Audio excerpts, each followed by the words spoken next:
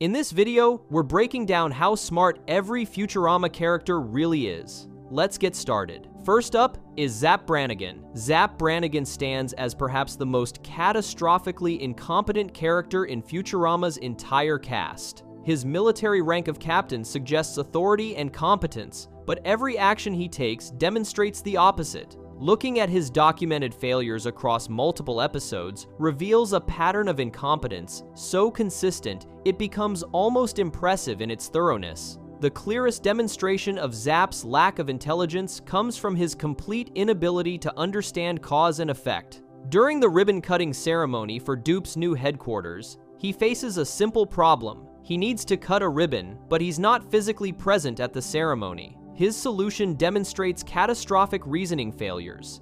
Instead of simply walking to the ceremony or waiting until he arrives, Zapp decides to fire the ship's laser at the ribbon from orbit. Kif immediately recognizes this as unwise, but Zapp dismisses the concern entirely. The laser cuts the ribbon successfully, then continues cutting. It slices through a massive statue, then keeps going. The entire space station explodes, sending the reception area hurtling into space with everyone still inside. Zapp's response to destroying the headquarters of the organization he serves? Whoopsie-daisy. He shows no understanding that using a massive destructive weapon for a delicate task might cause problems, and even after witnessing the catastrophic results, he treats it as a minor accident rather than a devastating failure of judgment. His performance during the subsequent trial reveals another dimension of his stupidity. When accused of blowing up Dupe headquarters, Zapp pleads, absolutely 99% not guilty. This response alone demonstrates his inability to understand basic concepts. A person is either guilty or not guilty in legal proceedings. Attempting to negotiate a percentage shows he fundamentally misunderstands how trials work. When Leela testifies against him, stating she witnessed him blow up the headquarters, Zapp attempts to discredit her testimony through the most bizarre logic imaginable. He establishes that they've met before, then makes her admit under oath that she had sex with someone, then makes her identify him as that person. His conclusion? Since Leela had sex with Zapp Brannigan, and Zapp Brannigan did not blow up Dupe headquarters, therefore her testimony is invalid. This reasoning makes absolutely no sense. The fact that two people had sex has no bearing on whether one of them witnessed the other commit a crime, yet Zapp presents this as if he's made a devastating legal argument. The jury still convicts him because his defense is nonsensical. Zapp's stupidity extends to his complete inability to learn from experience or accept responsibility. After being stripped of his rank and discharged from Dupe, he immediately blames Kif.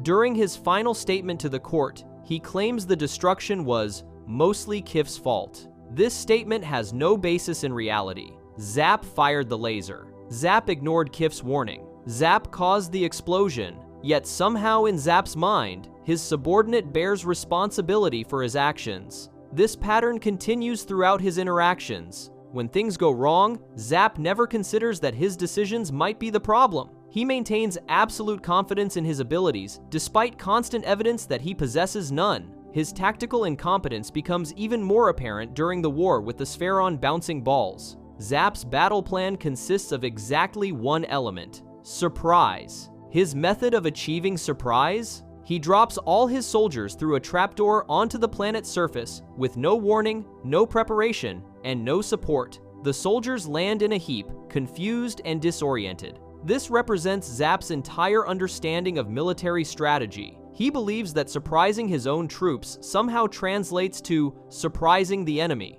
The actual enemy detects them immediately and begins attacking. Zapp's contribution to the battle? He sits on a horse on a hovering platform, occasionally yelling at soldiers for spoiling his mount. He provides no tactical guidance, no coordination, no support. His sole action during combat is to accidentally get in the way when Fry's misfired weapon startles his horse. The depths of Zapp's stupidity become clear in how he treats his subordinates. He genuinely believes that loyalty means willing acceptance of death with no purpose. When Fry and Bender join his crew, Zapp asks if he has their loyalty. They enthusiastically agree. Zapp's response? That's not nearly loyal enough. He then orders them to sit around drinking beer until they're as loyal as Kif.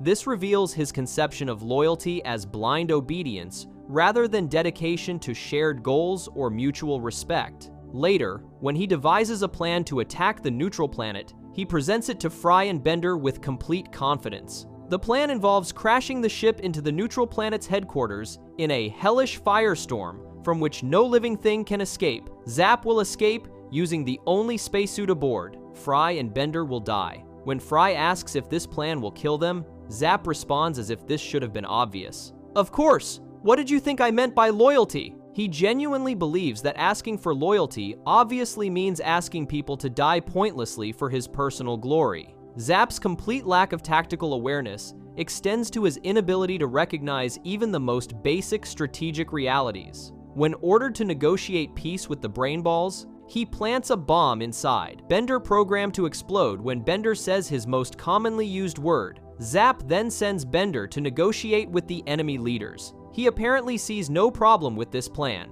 The bomb will explode during negotiations, killing both Bender and the enemy leaders, thus ending any chance of peace. This directly contradicts the stated mission of negotiating peace. Zap either doesn't understand that killing the people you're negotiating with ends negotiations, or he doesn't care. Either possibility demonstrates profound stupidity. His ignorance extends to basic facts about the conflict he's prosecuting. Throughout the entire war, Zap never questions why they're fighting. When a soldier asks why the planet is worth dying for, Zap tells him not to ask. When Fry asks who the enemy is, Zap admits they know nothing about them beyond the fact that they told me you guys look like dorks. This apparently justifies invading their planet and attempting genocide. At no point does Zap consider whether Earth should be invading this planet or whether the war serves any legitimate purpose. When the truth emerges that the bouncing balls were defending their home planet from Earth's unprovoked invasion,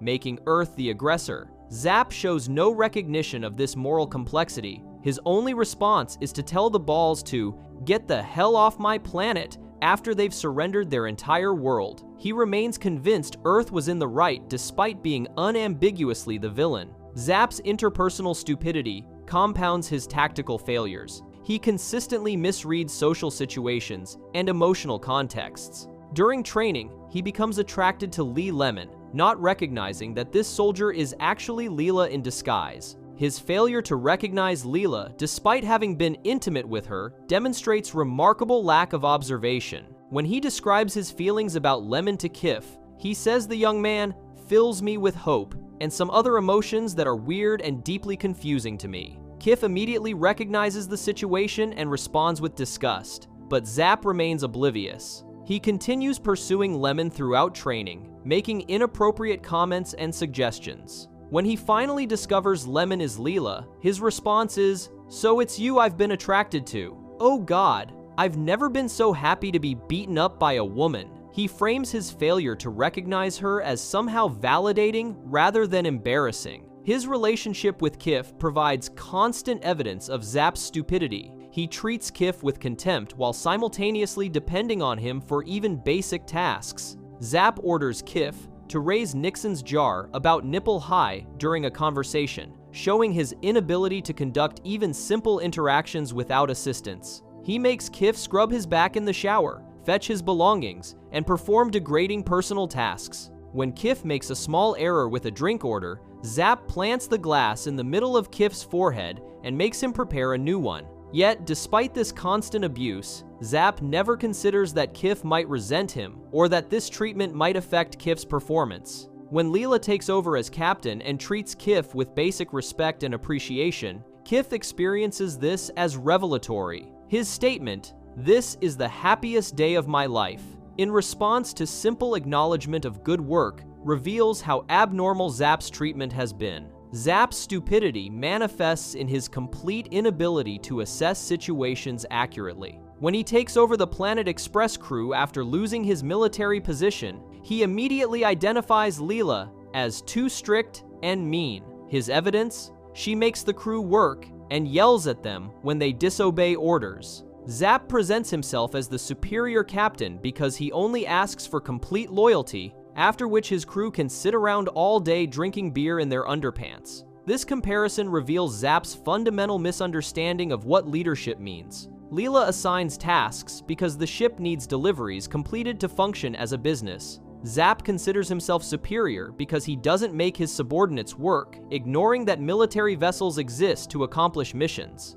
His conception of good leadership involves having subordinates who worship him while accomplishing nothing. The mutiny against Leela demonstrates Zap's ability to manipulate stupid people through equally stupid arguments. He convinces Fry and Bender to overthrow Leela by suggesting she's too demanding and he would be more permissive. Fry and Bender accept this reasoning because they're lazy and don't want to work. Zap then immediately announces his plan to single-handedly attack the neutral planet. His reasoning? Destroying the neutral planet will make him a hero and get him reinstated as dupe captain. When Kif points out this plan makes no sense, Zap dismisses the criticism by noting Kif was court-martialed in disgrace. This argument is circular and meaningless. The fact that Kif was court-martialed because Zap blamed him for Zap's own mistakes doesn't make Kif's strategic assessment wrong, but Zap uses it to shut down criticism without addressing the actual problem with his plan. His plan to attack the neutral planet reveals the ultimate depth of Zap's stupidity. The neutral planet has done nothing to Earth. They maintain neutrality as their defining characteristic. Their president's most passionate statement is, "I have no strong feelings one way or the other." Attacking them serves no military purpose, advances no strategic goal,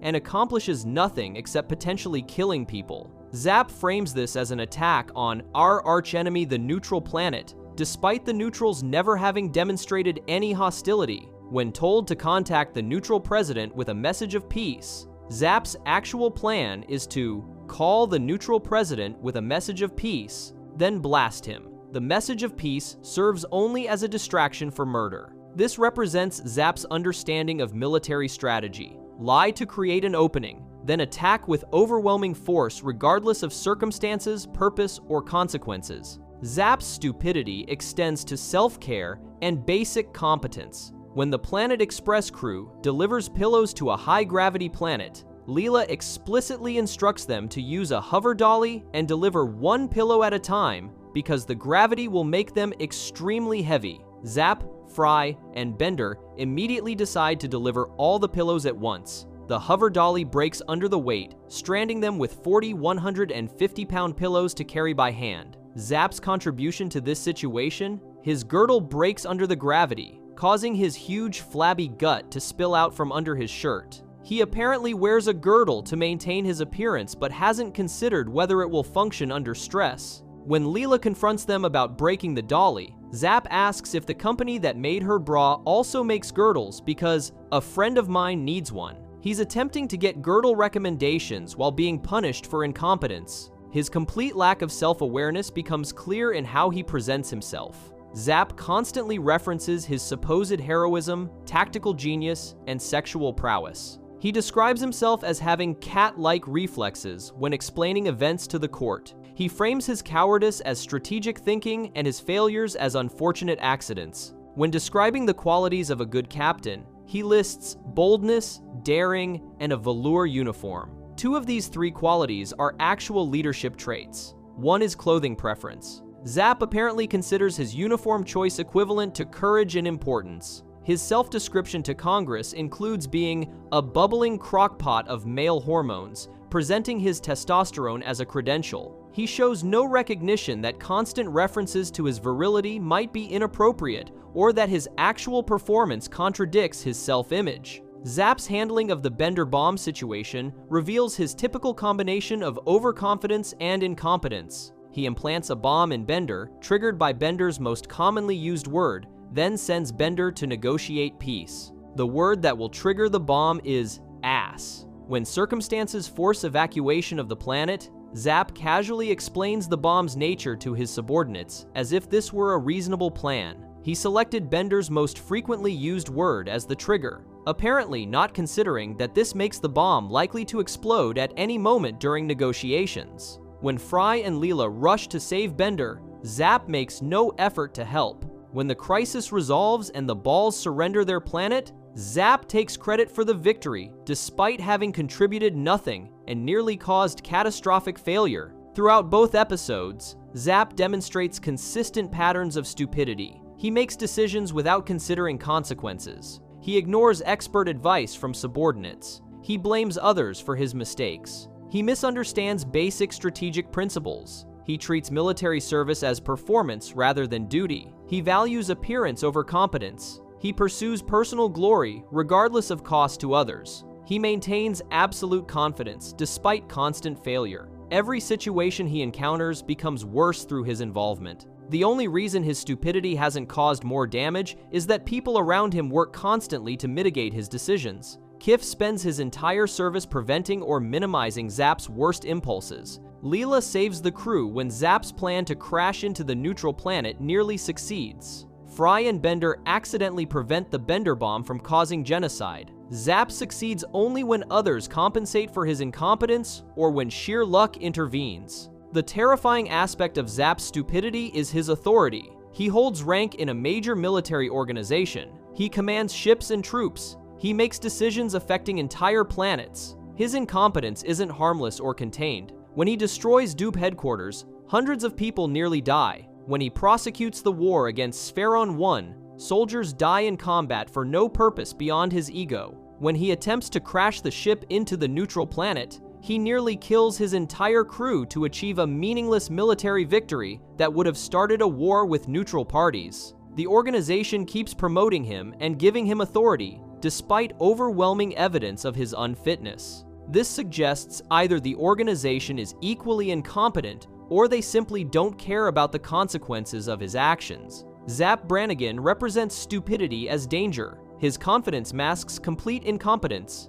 His authority enables catastrophic decisions. His inability to learn ensures repeated failures. He combines ignorance with authority in the most destructive possible way, making him not just unintelligent, but actively dangerous to everyone around him. His rank should indicate capability, but instead indicates organizational dysfunction. In any rational system, Zap would never have achieved his position. The fact that he not only achieved it but maintains it despite constant disasters reveals that he exists in a system that rewards confidence over competence and appearance over ability. This makes him the perfect example of institutional stupidity enabled by personal stupidity, creating a cycle of failure that somehow never results in real accountability. Before we move on, make sure to subscribe if you're enjoying this breakdown. Next, we move on to Scruffy, the definition of minimal engagement and minimal reasoning. Scruffy represents a unique type of intelligence failure, characterized by deliberate disengagement rather than active incompetence. Unlike characters who try and fail, Scruffy simply opts out of meaningful participation in most situations. His intelligence limitations stem from profound apathy, combined with an apparent inability or unwillingness to process complex information or engage in problem-solving beyond his immediate janitorial duties. His most defining characteristic is minimal cognitive engagement with the world around him. Throughout multiple episodes, Scruffy demonstrates consistent patterns of non-participation in critical situations. During the body-switching crisis in The Prisoner of Benda, the entire Planet Express crew becomes entangled in an increasingly complicated series of mind transfers. People desperately need to return to their original bodies. Mathematical solutions are required. Lives hang in the balance. Scruffy's contribution to this crisis? Essentially nothing. He sits reading magazines while chaos unfolds around him. When the wash bucket, having switched bodies with Amy, professes love for him, this represents perhaps the most emotionally significant moment in his documented existence. His response demonstrates his approach to complex situations. He acknowledges the impossibility of the relationship due to fundamental incompatibility between human and janitorial equipment, then tells the bucket to leave before he begs it to stay. After this emotional exchange, he lies down and simply says, "Yep." This single word encapsulates his entire approach to life. Things happen. Scruffy acknowledges them minimally, then returns to his baseline state of disengagement. His relationship with the wash bucket reveals the limited scope of his emotional and intellectual engagement. When the bucket inhabits Amy's body and declares its love, Scruffy recognizes the situation's impossibility. He states that in the back of their minds, they would always know he's a man, and the bucket is janitorial equipment. This shows he can recognize fundamental categorical differences. However, his solution involves no problem solving, no attempts to find alternatives, no engagement with the broader body-switching situation that might offer solutions. He simply declares the relationship impossible and sends the bucket away. He shows more emotional investment in this brief interaction than in any actual workplace emergency or crisis affecting his employers and co-workers. Scruffy's reading habits demonstrate his intellectual priorities. He consistently appears reading janitorial publications like Extra Long Honkers and Janitor's Quarterly. These materials represent the absolute limit of his intellectual curiosity. He shows no interest in expanding his knowledge beyond his immediate professional domain, and even within that domain, his interests seem focused on entertainment rather than professional development. When he props up his mop and declares Scruffy's work here is done after filling the wash bucket, this represents the extent of his professional ambition. He completed one basic task and immediately considers his responsibilities fulfilled. The concept of anticipating additional work, proactively identifying problems, or contributing to broader organizational goals appears completely foreign to his thinking. His minimal verbal communication reflects minimal cognitive processing. Scruffy speaks in short, simple sentences, typically referring to himself in third person. This speech pattern suggests either an inability to engage in more complex verbal expression or a deliberate choice to minimize communication effort. When the professor demonstrates the mind-switching machine and chaos erupts, Scruffy observes but offers no commentary, questions, or concerns. When people around him desperately need help switching bodies back, he remains seated reading. His contribution to the mathematical solution that eventually restores everyone? Zero. His concern about the crisis? Apparently none. His awareness that his coworkers need help? Uncertain, because he never indicates whether he's processing the situation at all. The body switching scenario particularly highlights his cognitive limitations because it represents a situation where even minimal engagement could help. Amy is trapped in the professor's ancient body. Leela ends up in that same body. Fry inhabits Zoidberg's repulsive form. Bender causes massive complications by stealing bodies for criminal purposes. The professor runs away to join the circus in Bender's body. The situation grows increasingly desperate. Multiple people express distress, yet Scruffy continues reading magazines, completely uninvolved. When someone might ask, could Scruffy help by temporarily housing someone's consciousness to facilitate the switching process? The answer appears to be that nobody even considers asking him because his disengagement is so profound that he's functionally invisible to problem-solving discussions. His role in reincarnation provides additional evidence of his intellectual limitations through the different animation styles. In the black and white cartoon segment, he appears briefly as background presence. In the video game segment, he sits at the conference table but contributes nothing to discussions about the professor's scientific discoveries. In the anime segment, he remains similarly peripheral. Across three completely different storytelling formats, his role remains consistent, present but disengaged, aware but unconcerned, capable of minimal responses but unwilling to offer more. His self-concept reveals interesting aspects of his limited intelligence. When looking into the professor's incredibly powerful microscope at the fundamental structure of the universe, Scruffy declares, "It's a mirror into Scruffy's soul." This suggests some capacity for metaphorical thinking and self-reflection. However, this brief moment of philosophical engagement represents an outlier in his otherwise consistent pattern of intellectual disengagement. The fact that he can occasionally produce a thoughtful statement but typically chooses not to suggests his limitations may be partially self-imposed rather than purely cognitive. This makes his situation more frustrating than if he simply lacked capacity, because he apparently possesses some ability to think more deeply but actively chooses not to.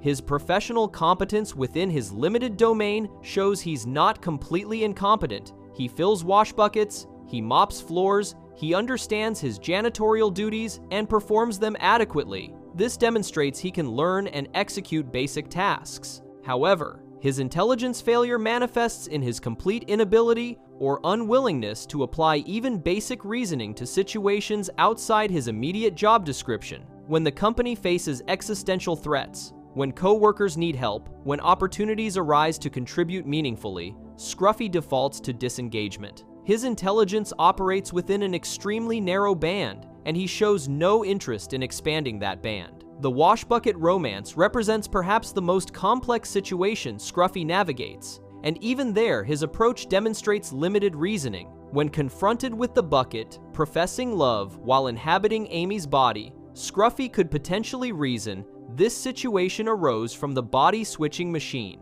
If we use that same technology, perhaps we could find a solution that allows the bucket and me to be together in some form. Instead, he immediately declares the situation impossible based on their fundamental natures and sends the bucket away. He identifies the problem but makes no attempt to solve it. This pattern defines his approach to everything: recognize situation, declare outcome, accept result, return to magazine. His apparent lack of curiosity represents another intelligence limitation. The professor discovers the fundamental secrets of the universe, reducing all of physics to a single equation. Scruffy's reaction? None visible. The company gets involved in increasingly bizarre situations involving body switching, time travel, parallel universes, and alien invasions. Scruffy's engagement? Minimal to none. Most people would find these situations interesting or at least worth paying attention to. Scruffy apparently finds his magazines more engaging than literally any event occurring around him. This suggests either remarkably limited intellectual curiosity or depression so profound it mimics cognitive impairment. His social intelligence appears equally limited. He works alongside the same group of people regularly, but develops no apparent meaningful relationships with any of them, except possibly the wash bucket. He shows no interest in his coworkers, lives, problems, or situations. When people around him experience distress, he offers no comfort or support. When they experience joy, he offers no congratulations. He exists in a social environment, but participates in it minimally. This could indicate limited understanding of social cues and relationships, or it could indicate deliberate social withdrawal. Either way, it represents a significant intelligence limitation in the social-emotional domain. His problem-solving approach, when he engages in it at all, shows no creativity or flexibility. When his work consists of filling a wash bucket and mopping, he does exactly that.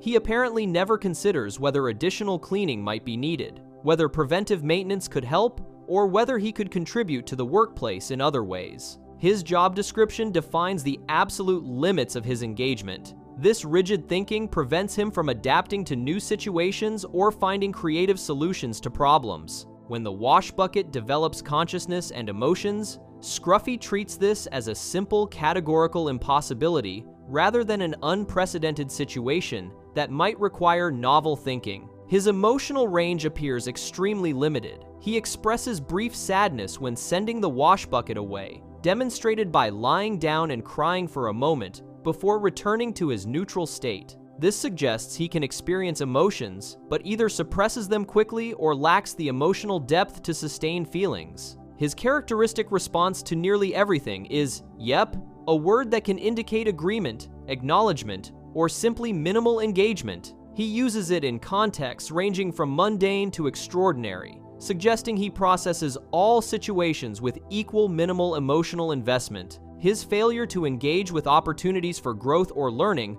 represents another intelligence limitation. Working at Planet Express exposes him to incredible technology, scientific discoveries, and unusual situations. Most people would learn from this environment, develop new skills, or at least become more knowledgeable through passive exposure. Scruffy apparently absorbs nothing. He witnesses the mind-switching machine, but shows no curiosity about how it works. He sees the professor's incredible scientific achievements, but expresses no interest in understanding them. He exists in an educational environment, but learns nothing beyond his basic janitorial tasks. His relationship with authority figures shows limited understanding of workplace dynamics. He apparently reports to Hermes, but his interactions with management are minimal. When given instructions, he follows them within his narrow job scope. He shows no interest in advancement, additional responsibilities, or workplace improvement. When the company faces crises that threaten everyone's jobs and lives, he continues mopping floors. This suggests he either doesn't understand that company survival affects his employment, or he understands but doesn't care. Either possibility indicates significant intelligence limitations in understanding cause and effect relationships or planning for the future. The stark contrast between Scruffy's minimal engagement and the intense involvement of other characters highlights his intellectual limitations. The professor obsesses over scientific questions, Leela actively problem solves in crisis situations, Hermes manages complex bureaucratic systems, Bender schemes constantly, Fry, despite his own limitations, at least attempts to engage with situations. Scruffy alone maintains perfect disengagement. When everyone else scrambles to solve the body-switching crisis, he reads. When others celebrate scientific breakthroughs, he remains unmoved. When the company faces threats, he mops. His consistency in non-participation suggests this represents his fundamental approach to existence rather than temporary disinterest. His apparent satisfaction with his limited existence raises questions about whether his intelligence limitations include lack of self-awareness. Most people experiencing Scruffy's level of disengagement would recognize something is wrong. They might seek change, help, or at least acknowledge their situation. Scruffy shows no signs of recognizing his profound disconnection from meaningful life experiences. He seems content reading magazines and performing minimal janitorial work. This could indicate he lacks the self-awareness to recognize his limitations, or it could mean he's aware but considers his current existence acceptable. Neither possibility suggests strong intelligence. His lack of initiative represents perhaps his most significant intelligence failure. Intelligence includes not just processing information, but identifying problems, generating solutions, and taking action. Scruffy excels at none of these. He identifies no problems beyond those directly interfering with his janitorial work. He generates no solutions to anything. He takes action only when specifically directed or when performing his basic job functions. This passivity suggests either inability to engage in higher-order thinking about goals, plans, and outcomes, or such profound apathy that he functionally cannot access whatever cognitive abilities he might possess. Throughout documented events, Scruffy never demonstrates learning, growth, or development. He begins as a disengaged janitor, reading magazines, and remains exactly that. Events that would transform most people leave him unchanged. The body-switching crisis teaches him nothing. Witnessing the secrets of the universe affects him not at all. Even his emotional connection with the wash bucket, which could catalyze personal growth, leads only to brief sadness, followed by immediate return to baseline. His static nature suggests either inability to process experiences in ways that lead to growth or active resistance to any form of change or development. His cognitive limitations differ from other characters' stupidity in important ways. Zap Brannigan actively makes terrible decisions. Fry lacks knowledge and reasoning ability but tries to engage. Scruffy simply opts out. His intelligence failure manifests as absence rather than presence. He's not stupid in the sense of trying and failing. He's stupid in the sense of not trying at all. This makes his limitations more profound in some ways because they're self-perpetuating. Zap might eventually learn from consequences. Fry might gain knowledge over time. Scruffy will apparently remain exactly as he is forever because he never engages enough to change. The mystery of Scruffy's interior life adds another dimension to assessing his intelligence. Does he think complex thoughts but choose not to share them? Does he observe situations carefully but decide not to intervene? Or does his external presentation accurately reflect limited internal processing? The evidence suggests the latter. When given opportunities to demonstrate hidden depths, he consistently doesn't. When situations would benefit from his input, he offers none. When moments arise where internal complexity might surface, nothing emerges. This consistent pattern suggests his disengagement reflects genuine cognitive limitations rather than hidden capabilities. Scruffy represents a troubling type of stupidity characterized by voluntary intellectual shutdown. Whether this stems from inability or unwillingness becomes almost irrelevant because the practical result remains identical. He contributes minimally to his workplace, engages barely with other people, learns nothing from experiences, and shows no interest in anything beyond magazines and basic janitorial work. His intelligence operates at the minimum level required to maintain employment and physical existence. This makes him profoundly limited, though in ways more passive and less destructive than characters whose stupidity manifests through actively terrible decisions. Scruffy doesn't make things worse, he simply makes nothing better. His intelligence failure is one of absence, apathy, and complete disconnection from meaningful engagement with existence. Before we move on, make sure to subscribe if you're enjoying this breakdown. Moving on, we have Philip J. Fry. Fry represents a fascinating intelligence failure because his stupidity stems from an actual neurological abnormality rather than poor decision-making or lack of effort. His brain literally lacks the delta brainwave that exists in every other animal, robot, and certain trees in the universe. This unique deficiency makes him immune to attacks that target intelligence, but it also means his baseline cognitive function operates far below normal standards. His stupidity is so profound and unusual that it becomes both his greatest weakness and, paradoxically, his only useful characteristic in specific situations. His lack of basic knowledge appears in countless situations. When looking at a holographic display showing planets being destroyed, Fry points at Earth and asks what planet it is. Leela explains that it's Earth, the planet they live on. Fry's response demonstrates his profound disconnection from basic facts about his own existence. He says he'd hate to be those guys, apparently not understanding that he is, in fact, one of those guys. This isn't momentary confusion or a joke. Fry genuinely doesn't recognize his own planet or understand that he lives there. This represents a stunning failure of both knowledge retention and logical reasoning. His inability to understand simple instructions creates constant problems. When asked to stop acting stupid after the brain spawn attack makes everyone on Earth idiotic, Fry picks up a bullhorn and talks into the wrong end of it. A bird lands on the other end and squawks into the amplified side, causing Fry to scream and fall over. He cannot identify which end of a simple megaphone produces sound, despite the obvious visual design that shows where sound should exit. This failure extends beyond the megaphone incident. Throughout his life, Fry consistently misunderstands how basic objects work, misinterprets simple social cues, and fails to grasp elementary concepts that children master easily. His academic failures before arriving in the future paint a picture of consistent intellectual inadequacy. When attempting to re-educate his stupefied coworkers,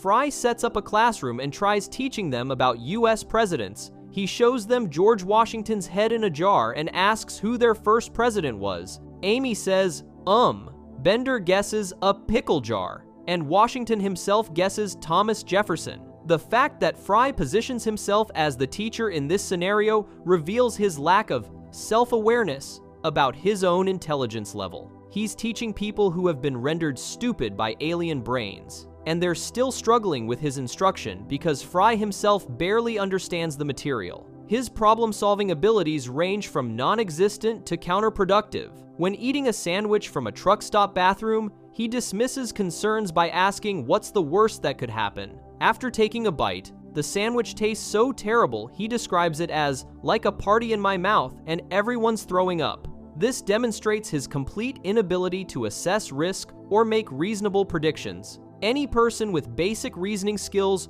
would recognize that food from a truck stop bathroom represents a health hazard. Fry not only fails to recognize this obvious danger, but actively dismisses warnings from people trying to protect him. His attempts to defend Leela from harassment showcase both good intentions and catastrophic execution. When a trucker named Sal makes inappropriate comments about Leela, Fry decides to stand up for her. However, his defense somehow makes things worse.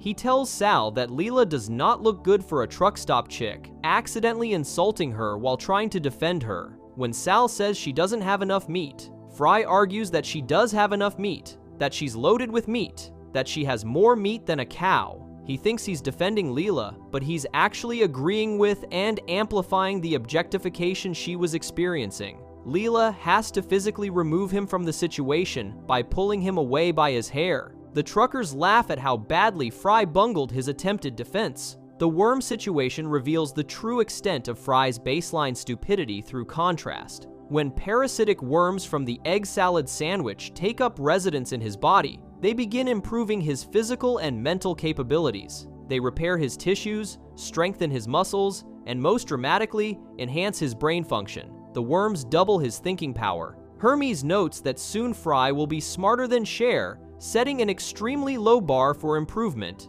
With the worms' help, Fry can suddenly articulate complex thoughts. He describes the scent of roses as curious how an aromatic chain of hydrocarbons can evoke deep emotions. He presents flowers to Leela without spewing crumbs at her, which Leela notes as particularly amazing. These improvements represent basic functions that most people perform naturally. The fact that Fry needs parasitic worms to achieve normal human capabilities demonstrates how far below normal his baseline function operates. His improved state allows direct comparison with his natural stupidity. Enhanced Fry can fight effectively, defending Leela from Sal by using martial arts to quickly defeat him. He makes Sal apologize for his earlier behavior. Enhanced Fry can play the holophonor, an instrument so difficult that only a few people in the entire universe can play it, and they're not very good at it. He creates beautiful holographic compositions, showing him and Leela dancing on planetary rings, transforming into clouds that kiss beneath stars, becoming seals swimming together under the moon,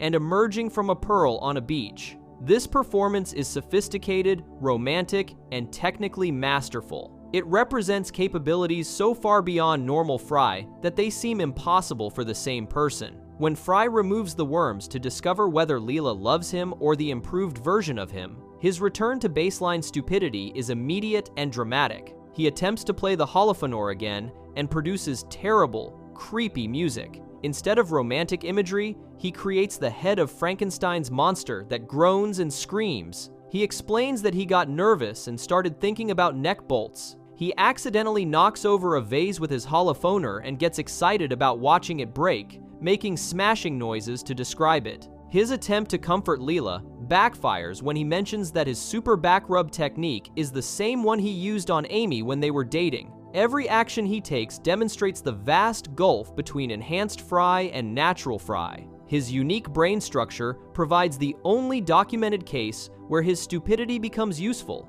The brain spawn attack Earth, making everyone stupid in order to wipe out all thought in the universe. They accomplish this by suppressing the delta brainwave that every intelligent being generates. Fry, who somehow cobbled together a working mind from random other brainwaves without including delta waves, is immune to this attack. The Niblonians identify him as the only being who can resist the brain spawn, making him the universe's only hope. His bizarre brainwave pattern, which normally manifests as profound stupidity, becomes the exact characteristic needed to save Earth. However, this doesn't mean Fry is smart. It means his particular type of stupidity happens to be useful in one incredibly specific situation. Even when everyone else becomes stupid, Fry remains relatively functional simply because his baseline is already so low. When the brain spawn reduce everyone to extreme stupidity, they act like toddlers. Bender forgets he's a robot.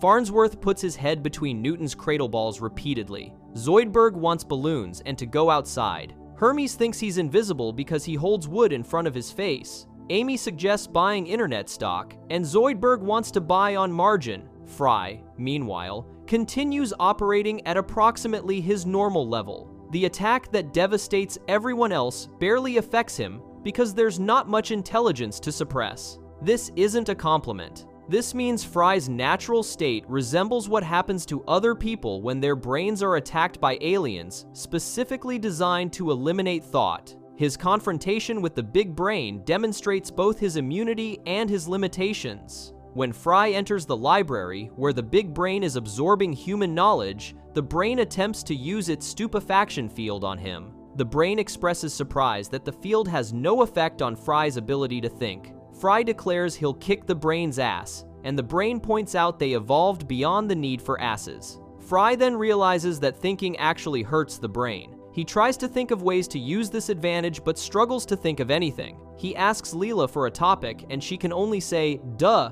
because she's been rendered stupid. Fry admits he seriously can't think of anything. He picks up books to help him think, describing Hardy Boys as too easy and Nancy Drew as too hard. He finds Bonfire of the Vanities perfect for his thinking level. His method of defeating the big brain involves writing rather than thinking, which reveals another dimension of his stupidity. The brain traps Fry in various literary works, including Moby Dick, Tom Sawyer, and Pride and Prejudice. Fry eventually escapes by writing his own story titled Fry Trick the Brain. In his story, Fry writes that, for no reason, the big brain left Earth forever. This terrible plot contrivance somehow works. The big brain, trapped in a world of plot holes and spelling errors, declares, "The big brain am winning again. I am the greatest," and leaves Earth for no reason. Fry defeats the ultimate intelligence in the universe by writing a story so stupid that the brain cannot escape it. The story's grammatical errors and complete lack of logic create a prison for a being that thrives on knowledge and thought.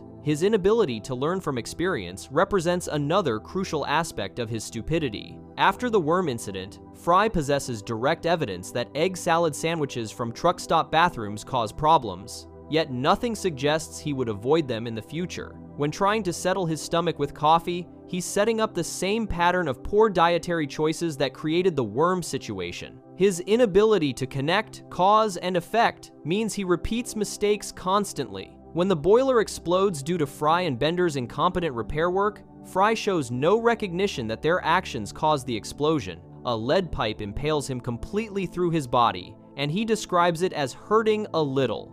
This response to severe injury demonstrates his inability to accurately assess even his own physical condition. His attempts at romance showcase profound social and emotional stupidity. When trying to tell Leela he loves her, he says his mouth feels stuffed with peanut butter even when it's not, perfectly capturing his inability to communicate effectively. When he finally manages to say he loves her, Leela asks if it's about Bender. Fry clarifies, it's about them, and Leela asks again if it's about Bender. Fry has to explicitly state that Bender is not involved in his declaration of love. His romantic gestures consistently backfire because he cannot anticipate how others will interpret his actions. When arguing with Leela about whether she's disgusted by his appearance in Zoidberg's body, he makes arguments so convoluted that they insult both of them. His relationship with basic safety concepts shows dangerous gaps in reasoning. When the boiler needs repair, Fry and Bender attempt to fix it despite having no qualifications or knowledge. Bender's repair consists of wrenching pipes tightly together and declaring it fixed forever. Part of the boiler immediately flies off and steam fills the room. The boiler then explodes. At no point does Fry suggest they should get professional help or that they're unqualified for this repair. He accepts Bender's declaration that the dangerous, malfunctioning boiler is fixed and seems surprised when it explodes. This pattern repeats throughout his life. Fry consistently fails to recognize danger until it literally explodes in his face. His poor judgment extends to basic self-care. He eats food that tastes like everyone at a party and his mouth is throwing up and still continues eating it. When a pipe impales him, he doesn't immediately seek medical attention. When Zoidberg examines him with an endoscope, Fry opens his mouth, apparently not understanding where the camera needs to go. His inability to understand his own body and its needs means other people must constantly monitor his health and safety. Without Leela and others watching over him, Fry would likely die from easily preventable causes. His academic knowledge appears limited to pop culture references and almost nothing else. When the professor discusses science, Fry contributes nothing. When complex situations require analysis, Fry offers no useful input. His suggestion that the worms might communicate by odor gets mocked by everyone, with Bender pointing out that's how Fry communicates. His knowledge base consists primarily of television shows, movies, and food. He recognizes references to science fiction but doesn't understand actual science. He knows about romantic gestures from watching media, but cannot execute them properly without parasitic worms enhancing his brain function. His inability to maintain the improvements the worms provide raises questions about his capacity for growth. Even after experiencing enhanced intelligence, Fry doesn't retain any of the knowledge or skills the worms helped him access. He can play the holophoner beautifully with worms, but the moment they leave, his playing becomes terrible again. This suggests the worms weren't just enhancing existing abilities, but were actually performing the thinking for him. Without them, he cannot access any of the improvements because the improvements never belong to him. His brain cannot hold on to enhanced function even temporarily. The moment the enhancement ends, he reverts completely to his baseline stupidity. The tragedy of Fry's situation is that he possesses enough self-awareness to recognize when he's been improved,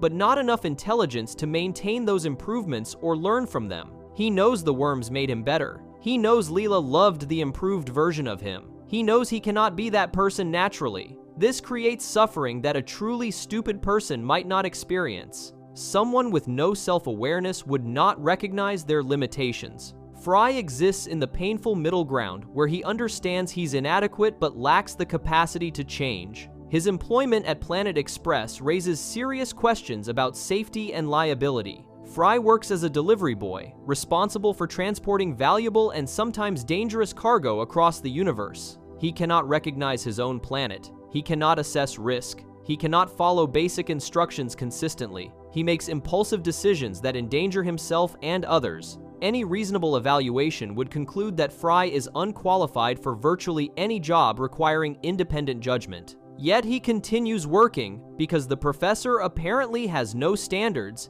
and doesn't conduct meaningful background checks or competency evaluations. His interaction with his coworkers reveals how they've adjusted to his stupidity. Nobody expects useful contributions from Fry. When planning missions, they don't ask his opinion. When solving problems, they don't seek his input. When crises occur, they don't rely on him for solutions. They've learned that Fry functions best when given simple, specific instructions and constant supervision. Leela treats him somewhat like a child who needs protection from his own poor judgment. The others alternate between ignoring him and being entertained by his stupidity. Only Bender treats him as an equal, possibly because Bender's own judgment is so poor that he doesn't recognize Fry's limitations. Fry represents stupidity as a fundamental neurological condition rather than a correctable knowledge deficit. Education cannot fix him because his brain literally works differently from everyone else's. The worms can enhance him temporarily, but sustainable improvement seems impossible.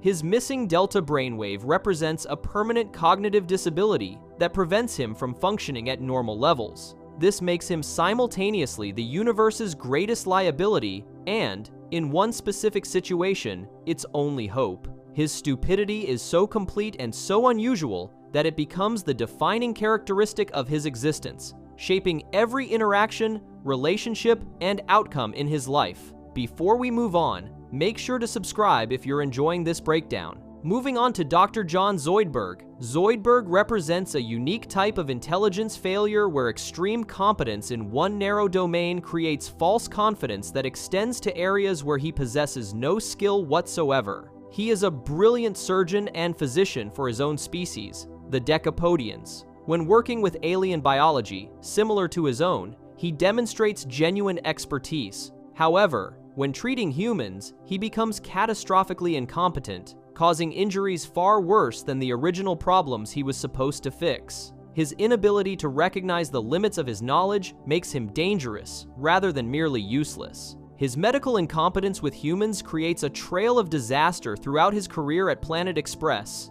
When Fry gets his hand pierced by cactus needles, Zoidberg prescribes acupuncture, then immediately hits Fry's hand with a heavy book about acupuncture. Blood sprays everywhere. Zoidberg reacts with fear, saying blood before catching himself and trying to sound casual by repeating blood in a calmer tone. A doctor who is afraid of blood represents a fundamental failure of professional competence. His instinctive fear reaction reveals that he encounters blood rarely enough that it still startles him, suggesting most of his human patients either don't bleed or he avoids situations where blood might appear. When Fry develops jaundice from blood loss, Zoidberg decides the solution is a liver transplant from Leela. He announces this plan as if it's routine and reasonable. Leela agrees to help Fry, demonstrating more medical knowledge than Zoidberg by recognizing the risks but accepting them. Fry tries to warn Leela that Zoidberg knows less about human anatomy than Fry himself does, and Fry admits he cannot even find his own uterus.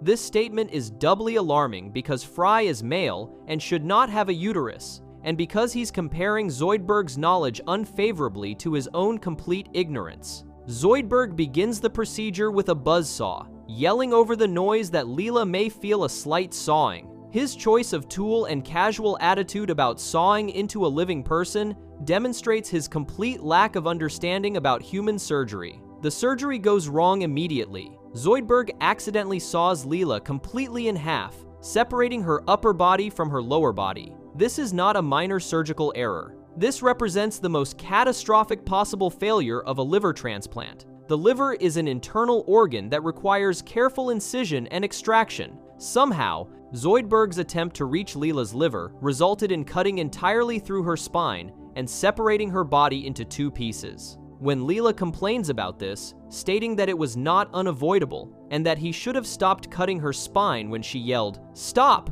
You're cutting my spine!" Zoidberg offers no apology or explanation. He apparently heard her screaming that he was cutting her spine and continued cutting anyway. His incompetence compounds as he tries to fix his mistakes. To repair Leela's severed spine, he decides to take a vertebra from Hermes. Hermes asks if he'll be able to limbo after the procedure. Zoidberg sets up what he thinks is a joke, asking if Hermes could limbo before, planning to say yes so Hermes can deliver the punchline, "I couldn't limbo before." But Zoidberg ruins his own joke by saying yes before Hermes can respond, then gets angry at Hermes for ruining the joke that Zoidberg himself ruined. This interaction reveals his social incompetence alongside his medical incompetence. He cannot execute a simple comedic exchange while simultaneously performing dangerous surgery. When Zoidberg removes Hermes' vertebra, he takes out far more than one. Hermes becomes noticeably shorter, his body compressed because multiple vertebrae are missing. When Hermes complains about this, asking why Zoidberg took out more than one vertebra, Zoidberg compares human spines to Jenga, suggesting that sometimes you pull one piece and the whole structure collapses. This explanation reveals his understanding of human anatomy is roughly equivalent to understanding a children's game about wooden blocks. He views the human spine as an unstable tower where removing any piece might cause cascading failure, rather than as a carefully structured column of bones that each serve specific functions. The liver transplant that started this disaster also fails completely. Fry's body rejects Leela's liver, causing him to develop what Zoidberg calls Garfield syndrome. Fry's skin turns orange and striped like the cartoon cat. He sighs and says he hates Mondays, quoting Garfield's famous catchphrase. This suggests Zoidberg's transplant somehow caused Fry's DNA to incorporate cat characteristics. No legitimate medical procedure should transform a patient into a different species.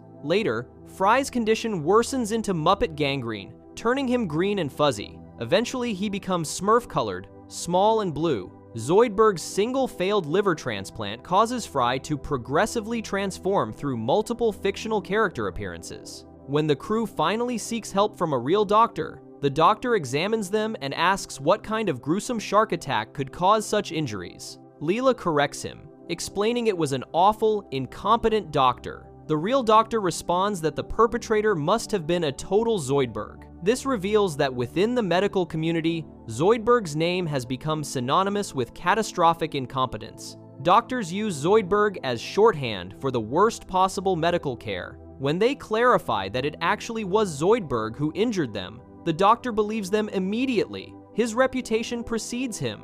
The real doctor lists Zoidberg's methods as power tools, gypsy curses, and hypnosis. This inventory reveals the breadth of Zoidberg's incompetence. Power tools like buzzsaws are construction equipment, not surgical instruments. Gypsy curses are superstition, not medicine. Hypnosis is a psychological technique with limited medical applications. Yet Zoidberg apparently uses it as a primary treatment method. Amy walks up to the doctor in a hypnotized state, responding, "Yes, master," when called. Zoidberg has hypnotized her for unknown reasons and left her in this state. Bender reveals that Zoidberg's treatment left him incontinent, forcing him to wear diapers despite being a robot with no biological waist functions. Zoidberg's incompetence with human anatomy extends beyond humans to other species. When asked to examine if he's examined a Yeti before, Zoidberg asks whether it's Himalayan or Neptunian, then reacts with shock when told it's Tritonian. He gasps and asks if they're up to anything unethical, suggesting that Tritonian Yetis are somehow more ethically complicated than other types. This reveals he has species-specific knowledge about Yetis, but lacks general principles that would apply across species. His medical knowledge consists of memorized facts about specific creatures rather than understanding of biology that could transfer between species. When working on the Yeti mission, Zoidberg demonstrates actual competence for the first time. He correctly diagnoses Tritonian hypermalaria in the infected soldiers. He knows the symptoms, progression, and dangers of the disease. He explains that it can kill immediately or lie dormant for decades before eventually causing fever, spasms, madness, coma, and death. This detailed knowledge stands in stark contrast to his utter confusion about human anatomy. When discussing the Yeti's poison glands, he speaks confidently about dissection and extraction. On a mission involving alien biology, Zoidberg functions as a legitimate medical professional. The contrast between his alien medicine competence and his human medicine incompetence appears most clearly in his treatment of Professor Farnsworth's Yetiism. For decades, everyone, including the professor, believes he has hypermalaria. Zoidberg recognizes the symptoms as actually being Yetiism, a condition that mimics hypermalaria exactly, except instead of dying, the patient transforms into a Yeti. Zoidberg knows that Yetiism is caused by Yeti scratches and that the cure requires pineal neurotoxin from a Yeti's brain. He explains that the pineal neurotoxin neutralizes the adrenal neurotoxin, which is why Yetis themselves don't go mad. This represents sophisticated understanding of alien biochemistry and neurology. When Hermes questions whether adding more Yeti neurotoxin will just make the professor a double Yeti, Zoidberg responds angrily, telling Hermes not to lecture him about alien physiology. This anger reveals Zoidberg's awareness of his own expertise. He knows he understands alien biology. He successfully extracts the pineal gland from a preserved Yeti head and administers it to the professor, curing his Yetiism. This represents the only successful medical procedure Zoidberg performs in the documented episodes. Notably, it involves treating a condition caused by an alien creature using medicine derived from that same alien creature. When working within his area of expertise, Zoidberg demonstrates genuine skill. His failure to recognize the boundaries of his expertise represents his core intelligence problem. A truly intelligent person knows what they don't know. They recognize when a problem falls outside their competence and either learn the necessary skills or refer the problem to someone qualified. Zoidberg possesses neither this self-awareness nor this humility. He treats human patients with the same confidence he brings to treating Decapodians, despite lacking even basic knowledge of human anatomy. When Fry says Zoidberg knows less about humans than Fry knows about his own body, and Fry admits he cannot find his own uterus despite not having one, this should prompt Zoidberg to question his qualifications. Instead, he continues performing surgery with power tools. His professional behavior reveals additional intelligence failures beyond medical incompetence. His office displays a degree that reads, Dr. John Zoidberg, MD, with the M in quotation marks, suggesting his medical degree is questionable or not fully legitimate. He lives in a dumpster despite being employed as a doctor, suggesting either terrible financial management or such low income that he cannot afford housing. When offered one free tanning salon session as payment for a Yeti head worth presumably thousands or millions of dollars, he accepts immediately because that single coupon represents all he owns in the world. His poverty is absolute despite decades of employment. His social intelligence matches his medical incompetence. When Amy asks if Nibbler wants to see the Big Pet Show, expressing enthusiasm for the event, Zoidberg responds by discussing his own hopes for ice cream with sprinkles, completely ignoring the topic Amy introduced. When trying to make a joke about Hermes and Limbo, he ruins it by not understanding the structure of the joke he's attempting to tell. When the crew tells him they hate him and never want to see him again, he tries to argue and explain himself rather than acknowledging the harm he's caused. His inability to read social situations or respond appropriately compounds his other failures. His emotional intelligence also shows severe limitations. When the professor asks him to kill him to avoid dying horribly from hypermalaria, Zoidberg agrees immediately, showing no reluctance or emotional complexity about murdering his friend. He pulls out a knife and asks for it, ready to kill the professor on the spot. When the professor clarifies that he wants to be killed later when symptoms appear, not immediately, Zoidberg adjusts his plan without questioning whether mercy killing is ethical or whether he should refuse. Later, when trying to kill the professor by surprise as requested, Zoidberg shows no creativity or planning. He simply walks up behind the professor with a knife, which the professor immediately notices and rejects as not surprising enough. His attempts at surprise assassination demonstrate additional intelligence failures. He tries shooting the professor through a window with a rifle, but shoots a decoy instead. He tries electrocuting the professor with electrical wires, but electrocutes him just enough to wake him up rather than kill him. He tries pushing the professor off a balcony, but gets caught mid-push by other crew members who think he's attempting murder rather than mercy killing. His inability to successfully assassinate someone who wants to die and knows Zoidberg is trying to kill him reveals profound incompetence in planning and execution. When the crew tries to mercy kill the professor themselves, Zoidberg arrives with the Yeti head that will actually cure him. He yells at them asking what they're doing, then explains that the professor has Yetiism, not hypermalaria. The crew trusted Zoidberg's original diagnosis of hypermalaria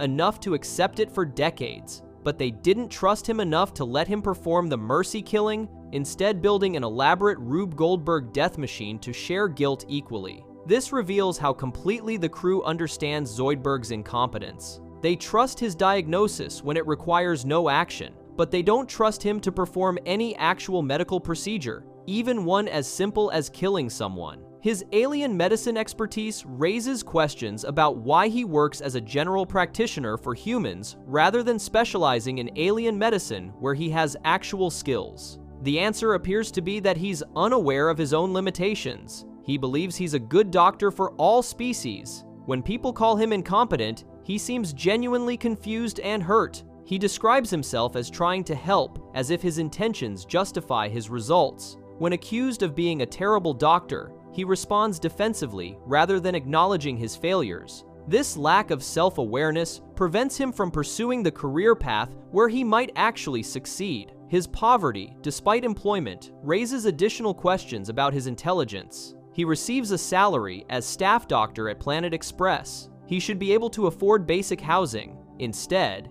he lives in a dumpster behind the building and owns nothing except a single coupon. This suggests either he spends all his money immediately on unknown expenses, or he's paid essentially nothing. The professor keeps him on staff despite his complete incompetence with humans, which means the professor values something about having Zoidberg around. Given their secret arrangement about mercy killing, the professor maintains Zoidberg's employment as payment for Zoidberg's willingness to kill him when necessary. This means Zoidberg works for decades as a doctor not because he's qualified, but because he agreed to eventually commit murder. His education and training remain mysterious. He has medical knowledge about Decapodian anatomy and other alien species. He knows proper surgical technique when working with aliens. He can identify diseases, explain their progression, and develop treatment plans for non-human patients. This suggests legitimate medical training. However, his complete ignorance of human anatomy suggests he received no training whatsoever in human medicine before accepting a position treating primarily human patients. A competent person would recognize this gap and either get training or decline the position. Zoidberg apparently did neither, accepting a job he's completely unqualified for and maintaining that job for decades despite constant failure. The crew's treatment of Zoidberg reflects their understanding of his competence. They avoid him when possible. When forced to see him, they approach with visible dread. They warn each other not to let him perform procedures. When they seek real medical care, they go to actual doctors and specifically request treatments to undo what Zoidberg did to them. Yet they don't demand his firing. They complain constantly but take no action. This suggests either extreme loyalty to incompetent coworkers or recognition that the professor will not fire Zoidberg regardless of how much they complain. When the crew finally does demand Zoidberg's firing, the professor refuses. When they push harder, he threatens to fire Scruffy instead. When they protest that firing Scruffy makes no sense, the professor maintains his position. This reveals that Zoidberg's employment has nothing to do with his medical skills or job performance. The professor keeps him around for personal reasons related to their secret arrangement. Zoidberg's job security depends entirely on the professor's need for an eventual mercy killer, not on Zoidberg's ability to perform medicine. His relationship with the crew shows awareness of his social isolation, but no understanding of its cause. He refers to them as friends despite clear evidence that they hate him. When they explicitly tell him they're not his friends, they're his victims, he seems genuinely hurt and confused. He apologizes and returns the kidney he apparently removed from Amy at some point for unknown reasons. This casual reference to organ theft suggests Zoidberg has been performing unnecessary surgeries on his coworkers without their knowledge or consent, taking organs that caught his interest. The fact that he still has Amy's kidney suggests he kept it rather than transplanting it into anyone,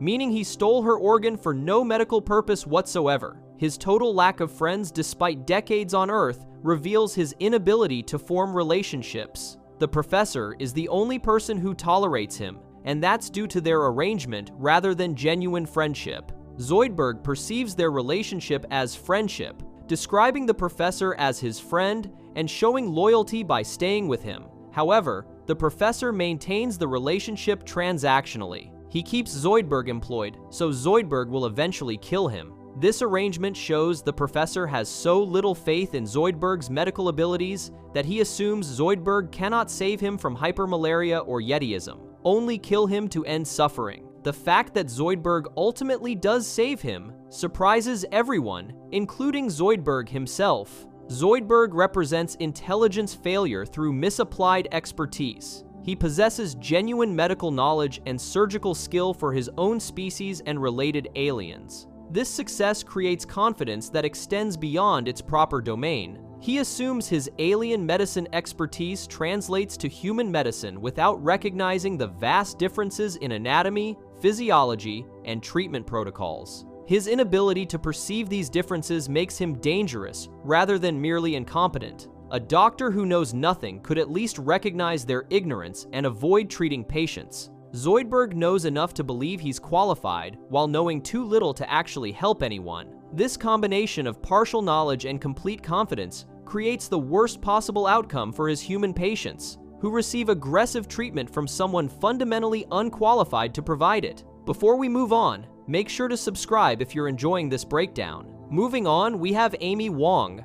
Amy Wong represents intelligence failure through chronic distraction and impulsiveness, despite possessing genuine technical abilities. She earns a doctorate in applied physics and develops revolutionary energy generation theory, proving she can perform complex scientific work. However, her consistent poor decision-making, terrible spending habits, inability to focus, and tendency to prioritize immediate pleasure over long-term consequences demonstrate profound gaps in practical intelligence. She possesses book smarts but lacks almost every form of common sense. Her spending habits reveal complete inability to make rational financial decisions. When shopping for a car, the salesman Victor identifies her as an easy target immediately. He mentions the Beta Romeo has eagle down seats, eagle beak dashboard inlays, and eagles under the floorboards. Amy comments that's an awful lot of eagle, but shows no concern about the cost or necessity of these features. When Victor sighs sadly and mentions the luxury edition has even more eagle, Amy immediately wants it.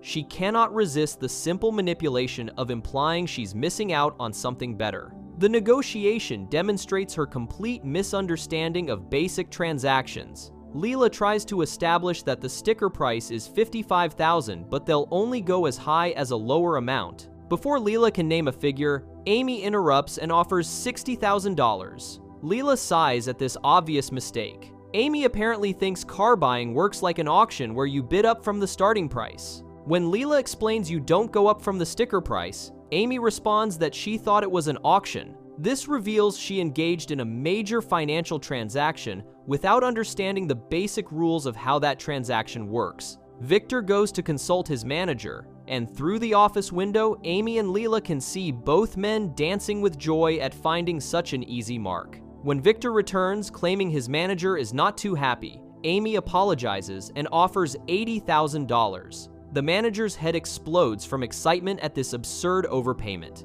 Amy just offered to pay tens of thousands more than the asking price for a car. demonstrating she has no concept of negotiation, value, or money management. Her parents are incredibly rich, which explains how she can afford these mistakes. But wealth does not excuse complete financial illiteracy. Her driving demonstrates similar lack of practical thinking. After buying the car, she attempts to parallel park by moving the car sideways into the space, then ramming the cars in front and behind to make room. This destroys property and represents illegal driving. When driving on Mercury with Fry, she turns on every possible feature simultaneously. The air conditioning runs at full blast.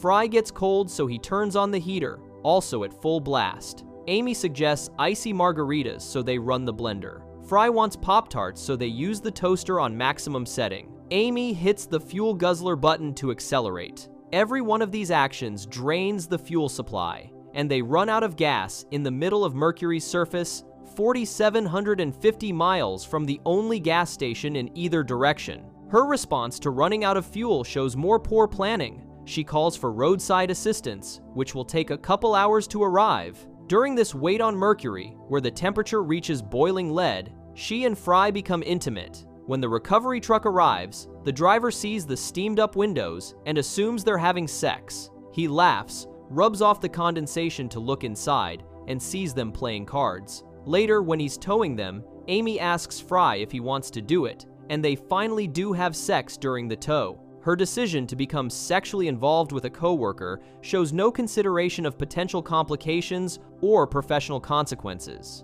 The relationship with Fry quickly becomes problematic due to Amy's inability to recognize social cues. At a staff meeting, Hermes asks if anyone spent the night together. Amy immediately responds, yes, and Fry says kind of, making their relationship public knowledge instantly. Amy shows no awareness that Fry might want privacy about their personal life. When Fry tries to break up with her, she seems genuinely confused about why spending time together would be a problem. She suggests activities like going to Europa for picnics or attending ape fights together, not recognizing that Fry feels smothered. Her approach to the relationship shows emotional intelligence failures. She genuinely likes Fry and wants to spend time with him, which is reasonable. However, she cannot recognize that he's uncomfortable or that the relationship is moving too fast for him. When he finally starts to break up with her in the car, saying he thinks they should stop seeing each other, she seems hurt but accepts it quickly. Then she immediately asks if she can ask someone else out for Valentine's Day, since they're not seeing each other anymore. This rapid emotional shift suggests either she wasn't that invested in the relationship or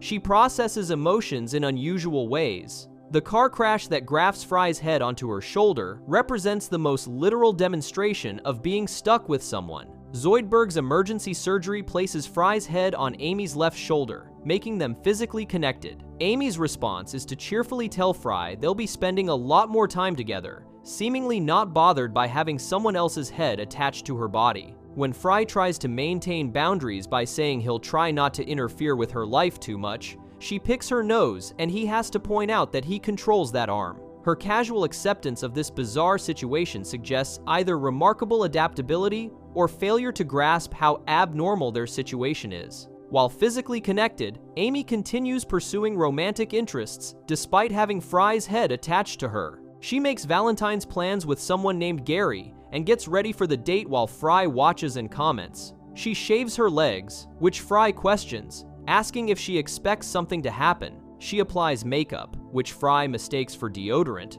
revealing his ignorance but also highlighting that Amy is preparing for a date while literally carrying her ex-boyfriend's head on her shoulder. When Gary arrives and they go to dinner, Fry sits there watching their date, creating the most awkward romantic situation possible. Her academic achievements stand in stark contrast to her personal life chaos. Amy spends 12 years as a graduate student before the professor tells her she was ready to defend her thesis 6 years ago, but he forgot to mention it. She apparently never questioned why she was still a grad student for so long, suggesting she lacks initiative or awareness about normal academic timelines. When she finally prepares to defend her thesis, she goes out drinking the night before and gets completely drunk, showing terrible judgment about professional responsibilities. The thesis defense goes poorly, primarily due to Amy's presentation skills rather than her ideas. She arrives late, wearing only her underwear because she forgot to get dressed, creating an unprofessional first impression. The examining committee includes Professor Morris Katz, who owns a cat Amy is severely allergic to. Throughout her presentation, she sneezes repeatedly, interrupting her own explanations. When she asks Katz to remove his cat, he refuses, stating he minds everything. Amy continues trying to present while sneezing, showing determination but also failure to advocate effectively for herself. She could demand the cat be removed or reschedule, but instead she struggles through a presentation where she can barely breathe. Her thesis idea is genuinely brilliant. She proposes using Earth's rotation as a perpetual motion generator by tapping the planet's magnetic field. The examining committee rejects this immediately, with multiple professors voting no and Professor Spiekenspel spinning to a horse icon to announce, "The horse says, doctorate denied." The rejection seems premature and unfair, but Amy's presentation was so poor that her good idea could not overcome her bad delivery. She failed to defend her thesis not because the science was wrong, but because she got drunk the night before, showed up late in her underwear, and couldn't stop sneezing. Later, the same thesis idea that got rejected saves Earth from the space cats. The cats use Amy's revolutionary design to build a planetary ratchet that steals Earth's rotational energy, stopping the planet and causing one side to freeze while the other burns. Amy figures out how to reverse the process by pushing the ratchet forward instead of backward,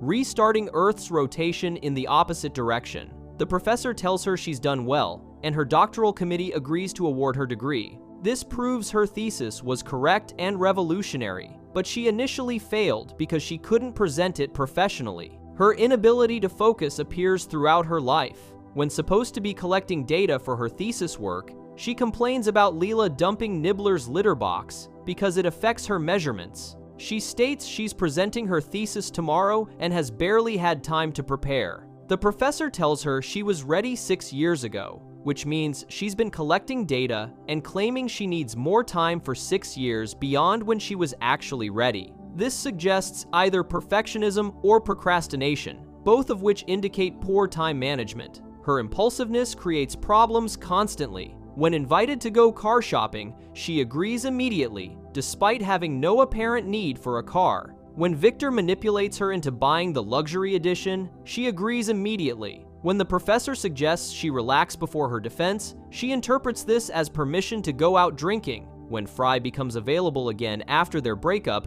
she immediately arranges a Valentine's date with someone else. Her decisions happen quickly without apparent thought about consequences. Her relationship with her parents reveals additional context for her behavior. She mentions her parents promised to buy her a bar if she got all B's, but she got all C's, so they're buying her a car instead. This suggests her parents reward her, regardless of whether she meets goals, teaching her that failure has no real consequences. She describes them as incredibly rich and mentions they keep telling her to dress more ladylike, which she dismisses sarcastically. Her typical outfit consists of sweatpants and athletic wear despite coming from a wealthy family, suggesting she deliberately dresses down either in rebellion or because she prioritizes comfort over appearance. Her privileged background explains many of her intelligence failures. She never had to develop financial literacy because her parents pay for everything. She never had to face real consequences for mistakes because her wealth protects her. She never had to learn delayed gratification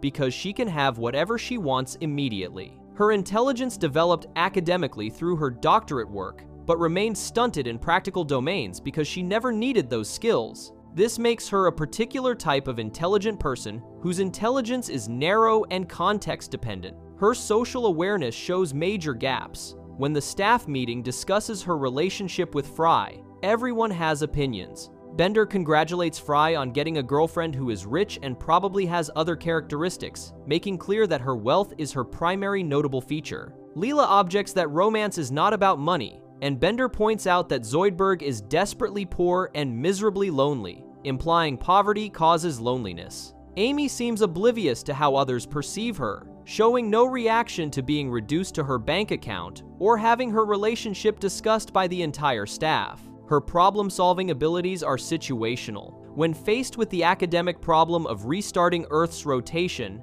she develops the correct solution quickly. She recognizes that pushing the ratchet forward instead of backward will work, and she's correct. However, when faced with practical problems like running out of gas on Mercury or being stuck with Fry's head on her shoulder, she shows no particular problem-solving ability. She just accepts situations as they happen and deals with consequences as they arise. This suggests her intelligence is specifically mathematical and theoretical rather than practical and applied. Her work as an intern at Planet Express demonstrates minimal job performance. She occasionally helps with deliveries and sometimes assists the professor with scientific work, but she shows no particular dedication or competence at daily tasks. When Fry's head gets grafted to her shoulder, she continues with her personal plans rather than treating this as a medical emergency requiring immediate correction. She goes on her Valentine's date while carrying Fry's head,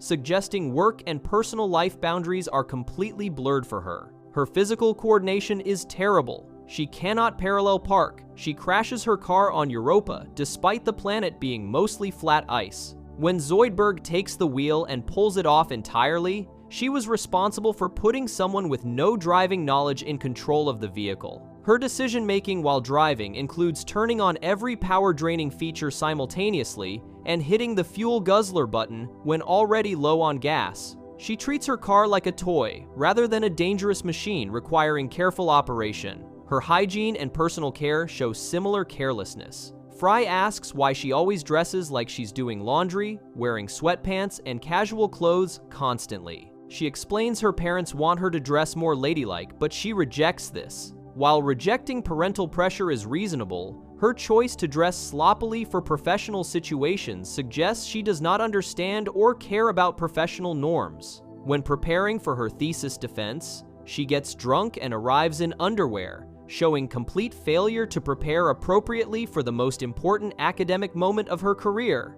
Her emotional regulation appears limited. She moves from relationship to relationship quickly. She processes rejection rapidly, immediately moving on to new interests. When her thesis gets denied, she seems disappointed but not devastated. When Earth stops rotating and everyone faces death, she seems concerned but not panicked. Her emotional responses are consistently muted or brief, suggesting either resilience or shallow emotional processing. She does not dwell on problems or setbacks, which could be healthy or could indicate failure to learn from mistakes. Her academic success, despite obvious intelligence limitations, reveals how narrow intelligence can be. She can perform complex mathematical calculations, understand theoretical physics, and design revolutionary technology. However, she cannot negotiate car prices, manage fuel consumption, maintain appropriate professional boundaries, or show up to important meetings on time and dressed. Her intelligence exists in a specific domain and provides no general wisdom or practical capability. This makes her more functional than characters with no intelligence in any domain, but her functionality is strictly limited to situations involving theoretical science and mathematics. Amy Wong represents the intelligent person who never developed life skills. Her wealthy background provided everything she needed without requiring competence. Her academic abilities developed through education, but she never learned budgeting, planning, professional behavior, or practical judgment. She can design planetary energy generators, but cannot buy a car without getting massively overcharged. She earned a doctorate but showed up to defend it drunk and underdressed. Her intelligence is real but narrow, making her smarter than those with no intelligence, but less functional than those with broad practical capabilities. Her story demonstrates that academic intelligence without practical wisdom creates someone who can solve complex theoretical problems while making terrible decisions in daily life. Before we move on, make sure to subscribe if you're enjoying this breakdown. Moving on to Kif Kroker. Kif Kroker represents competence, trapped under catastrophic leadership and crippling anxiety. He demonstrates strong tactical knowledge, emotional awareness, and practical intelligence in nearly every situation. However, his inability to assert himself, combined with serving under the universe's worst captain, means his intelligence rarely translates into positive outcomes. He knows the right answers, sees the correct solutions, and understands what should be done, but his extreme timidity prevents him from acting on his knowledge until situations become desperate. His military competence appears constantly throughout his service. When Zap flies a restaurant like a spaceship and loses control, Kif immediately recognizes the danger. He understands flight mechanics, navigation, and basic physics well enough to know they're about to crash. He doesn't panic or freeze. He attempts to warn Zap and tries to take corrective action, but Zap ignores him completely. The crash happens not because Kif lacks knowledge, but because the person in command refuses to listen to the competent person trying to help. His understanding of proper procedures and protocols shows repeatedly. When Zap wants to negotiate with Leela about a double date, Kif recognizes this is inappropriate use of military communication channels. When Zap shoots weapons inside the ship, Kif immediately knows this will cause explosive decompression. He tries to warn everyone, but Zap dismisses his concerns as space-age technobabble and shoots anyway. The resulting disaster proves Kif was absolutely correct. His knowledge of ship operations, safety protocols, and basic physics is solid and accurate. His awareness of his own limitations demonstrates intelligence that characters like Zap completely lack. Kif knows he struggles with social situations and romantic interactions. When preparing for his date with Amy, he asks Zap for advice, showing he recognizes his own weakness and seeks help. Unfortunately, he asks the worst possible person for guidance. Zap gives him a book of terrible pickup lines and tells him to say as many as possible as fast as possible. Kif follows this advice initially because he trusts Zap's supposed expertise, but he quickly realizes the advice is awful when Amy and Leela react with disgust. His ability to recognize and correct mistakes shows learning capacity that many characters lack. After the pickup lines disaster, Kif abandons Zap's approach completely. He tries singing instead, performing an emotional song that actually connects with Amy. This works until Zap interrupts and ruins the moment, but Kif's willingness to change tactics when something isn't working demonstrates flexible thinking. He doesn't stubbornly stick with failing approaches, he adapts based on feedback. His technical knowledge extends beyond basic military operations. He understands biology well enough to explain his species' unusual reproduction method. When everyone questions how he got pregnant, he provides a clear, scientific explanation about becoming receptive during emotional states and his skin becoming a semi-permeable membrane. He understands genetics enough to know that anyone who touched his ungloved hand during the receptive state could potentially be the biological parent. His explanation is accurate, detailed, and shows he understands the science behind his own biology. His programming skills reveal another dimension of intelligence. He creates elaborate holodeck programs for Amy, writing 4 million lines of code to simulate a pony she always wanted. 4 million lines of code represents extensive programming work requiring planning, debugging, and testing. He creates multiple complete virtual environments, including houses, landscapes, and interactive elements. This is sophisticated computer work requiring technical knowledge, patience, and attention to detail. The programs work correctly until the holodeck malfunctions, which is a hardware problem, not a programming error on Kif's part. His emotional intelligence surpasses nearly everyone else in the series. He recognizes his own feelings and can articulate them clearly once he overcomes his anxiety. He loves Amy and can explain why. He values specific qualities about her, including her personality and her willingness to spend time with him. He understands relationship dynamics well enough to know that calling and hanging up repeatedly is creepy behavior, yet his anxiety prevents him from stopping. He knows what he should do, but cannot execute it due to fear. His understanding of social situations appears in how he reads others' emotions. When Amy seems uncertain about moving in together, Kif immediately picks up on her hesitation. He doesn't push or manipulate. He tries to address her concerns by showing her what their life could be like together through the holodeck simulations. This shows both emotional awareness and problem-solving ability. He identifies the issue, develops a solution, and implements it. The approach would have worked if the holodeck hadn't malfunctioned. His pregnancy situation reveals his ability to handle complex emotional circumstances. When the genetic test shows Leela is the biological mother rather than Amy, Kif immediately clarifies the situation. He thanks Leela for the DNA, but explains that in his species, the true parent is the smizmar, the person who inspired the initial feeling of love. This is Amy. He navigates a potentially devastating revelation with grace, clarity, and emotional honesty. He doesn't let biological technicalities override emotional truth. He defines parenthood by love rather than genetics,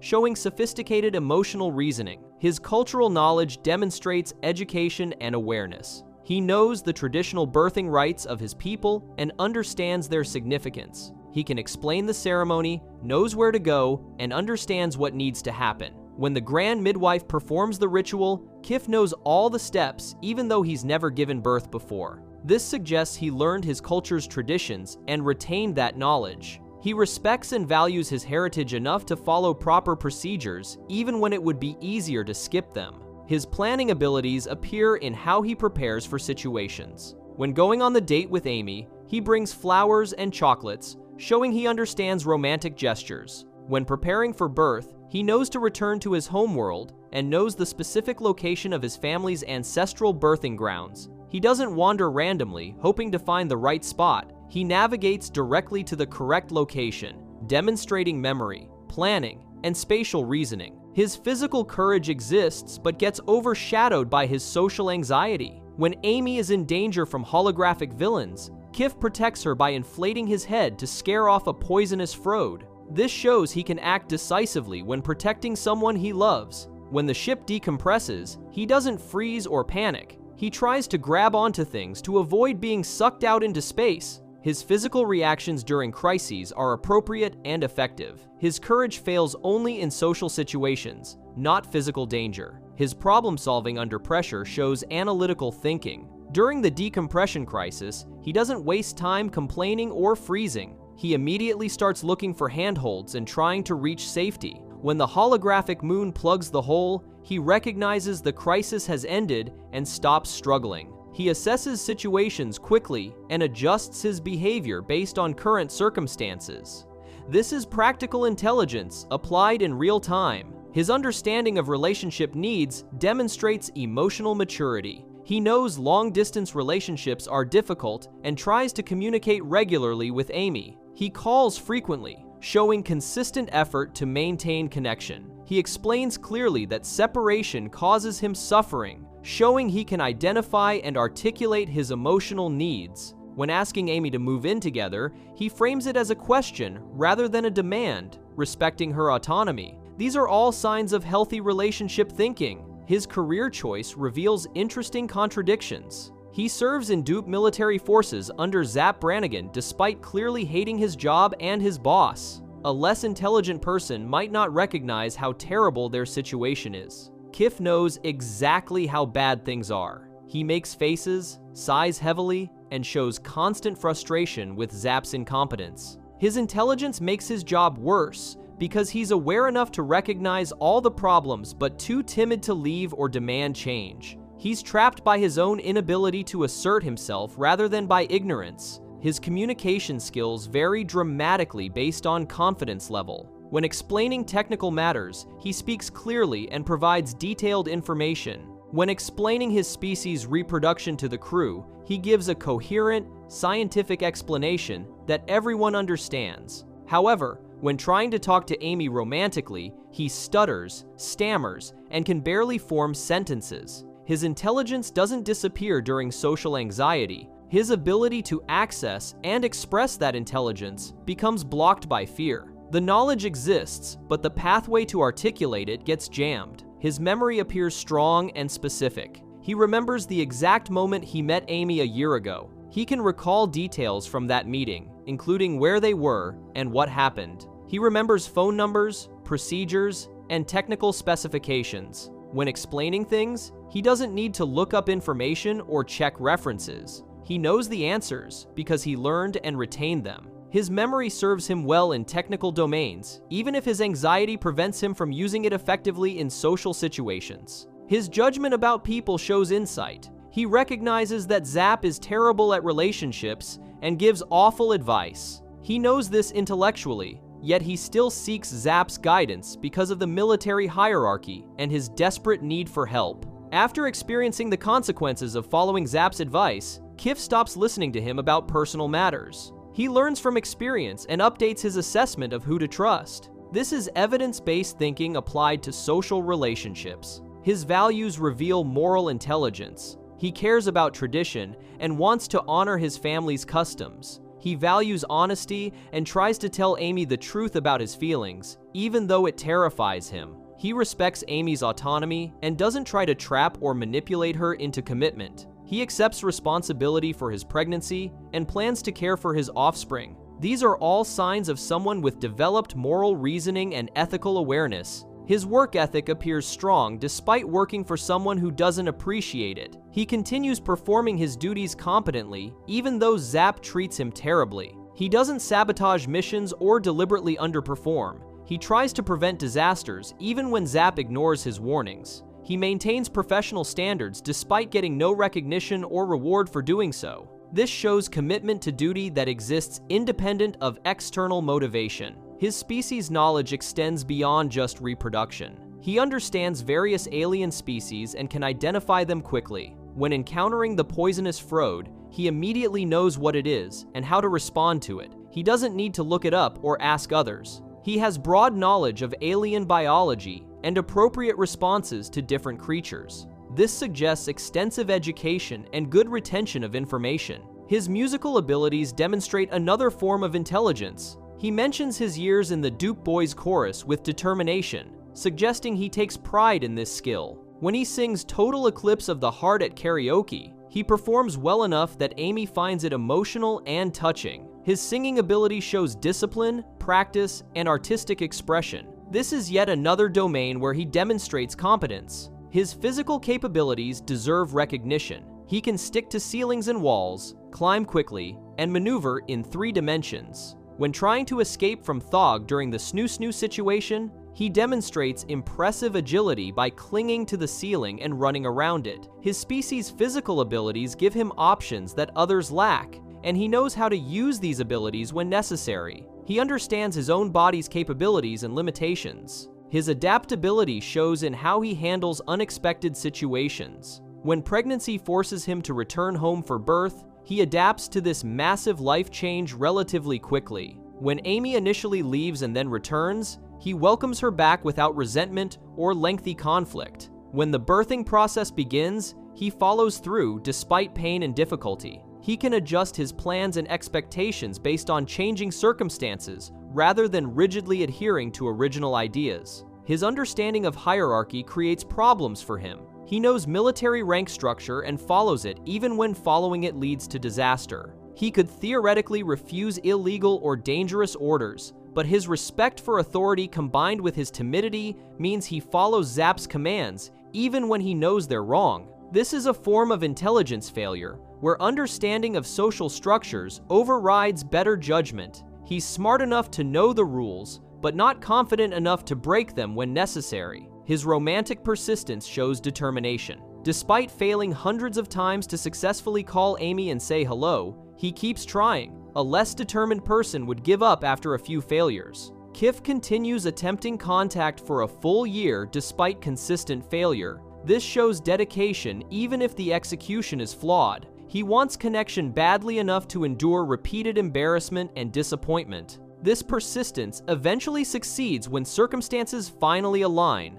His parenting instincts appear immediately when his offspring are born. He asks Amy to confirm the tadpoles are reaching the water safely, showing immediate concern for their survival. He knows they need to get to the water and worries about predators. He understands the biological needs of his offspring, even though he's never been a parent before. His species knowledge extends to practical childcare for his particular type of child. His future planning reveals long-term thinking. He explains to Amy that their tadpoles will return in 20 years as children. He's thinking 2 decades ahead and considering what their life will be like then. He has realistic expectations about the timeline and requirements. He's not expecting immediate results or quick development. He understands his species' life cycle and plans accordingly. This is sophisticated temporal reasoning. Kif Kroker represents intelligence without confidence, knowledge without authority, and competence without power. He knows more than almost anyone else in most situations.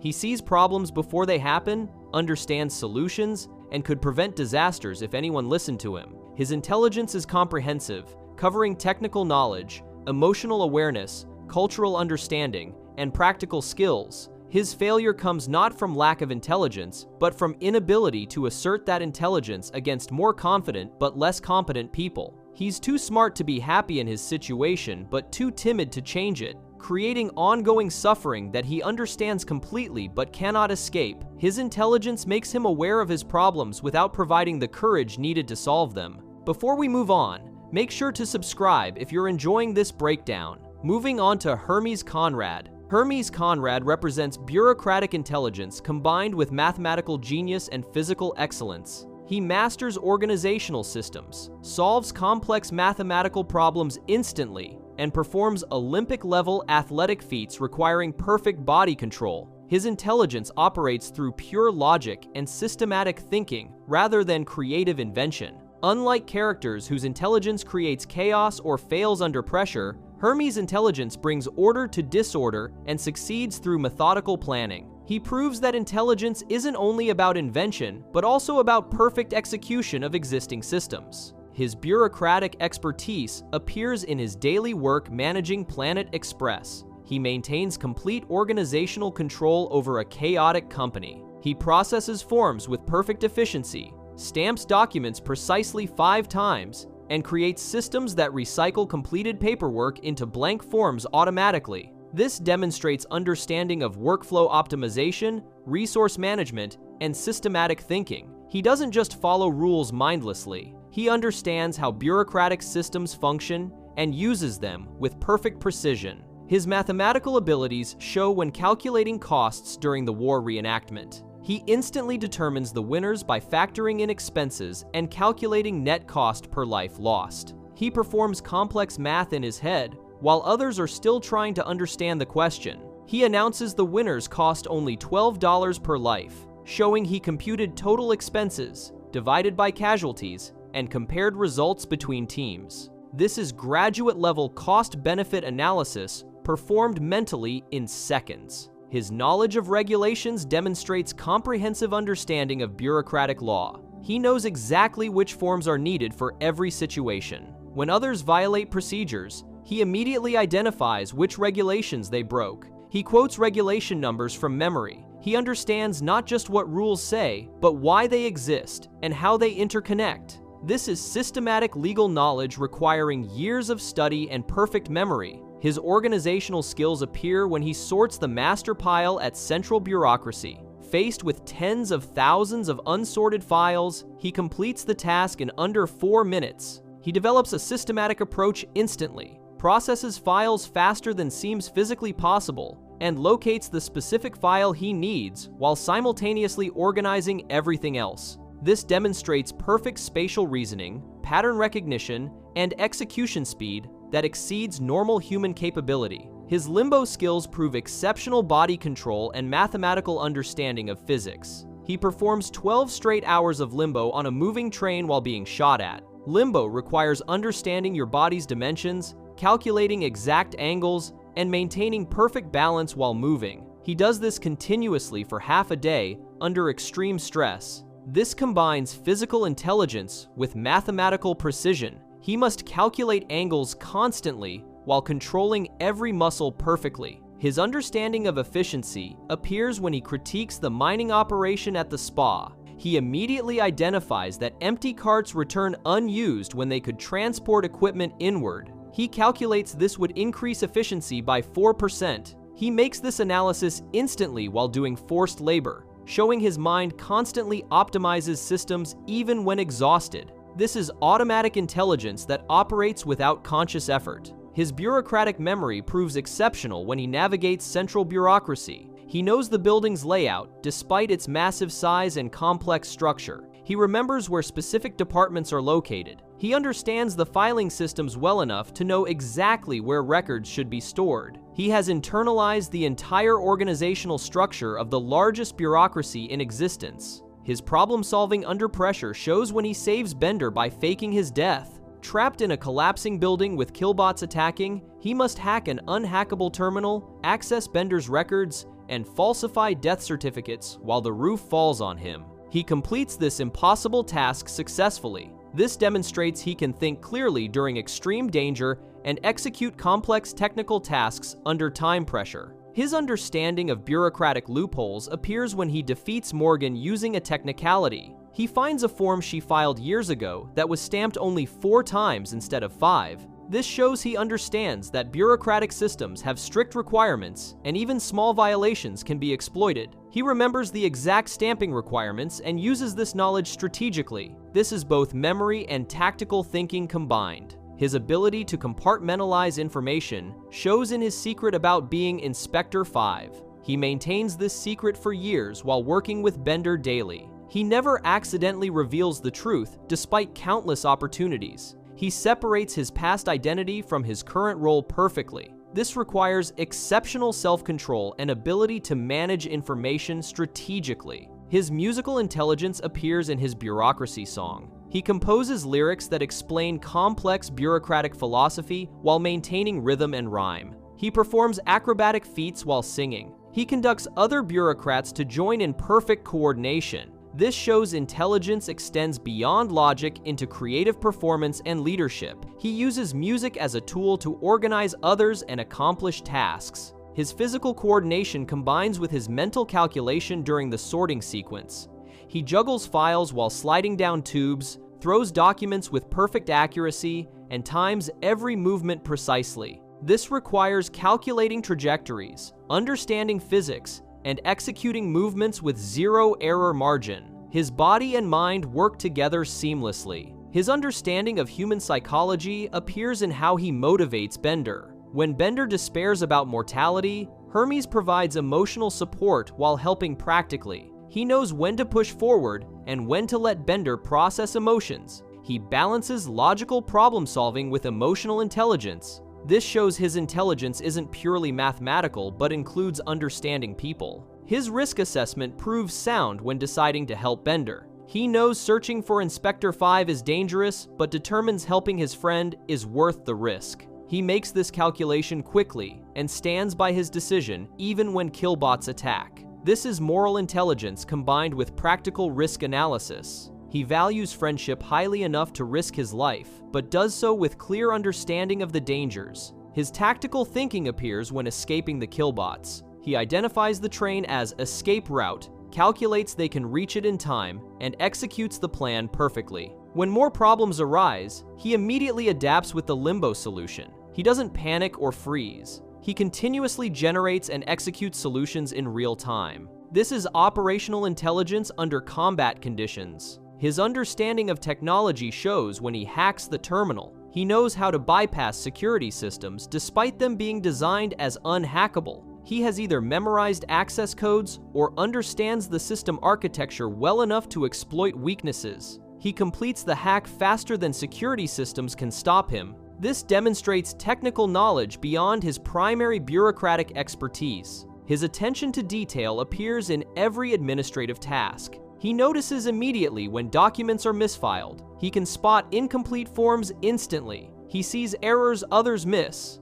This isn't just following rules. This is pattern recognition, where he has internalized correct procedures so completely that deviations are immediately obvious. His mind treats organization like a language he speaks fluently. His efficiency optimization extends to his personal habits. He carries a portable filing cabinet in his pocket. He maintains a weekend cubicle at central bureaucracy. He eats calculators to gain their power, showing he takes efficiency seriously, even as a joke. Every aspect of his life reflects systematic optimization. He doesn't waste motion, time, or resources. His leadership abilities show when directing others during the sorting task. He coordinates multiple people simultaneously, assigns specific tasks, and maintains overall awareness of progress. He uses others' abilities effectively. He turns chaos into organized team effort within seconds. This is management intelligence requiring understanding of both systems and people. His loyalty proves exceptionally strong, despite his logical nature.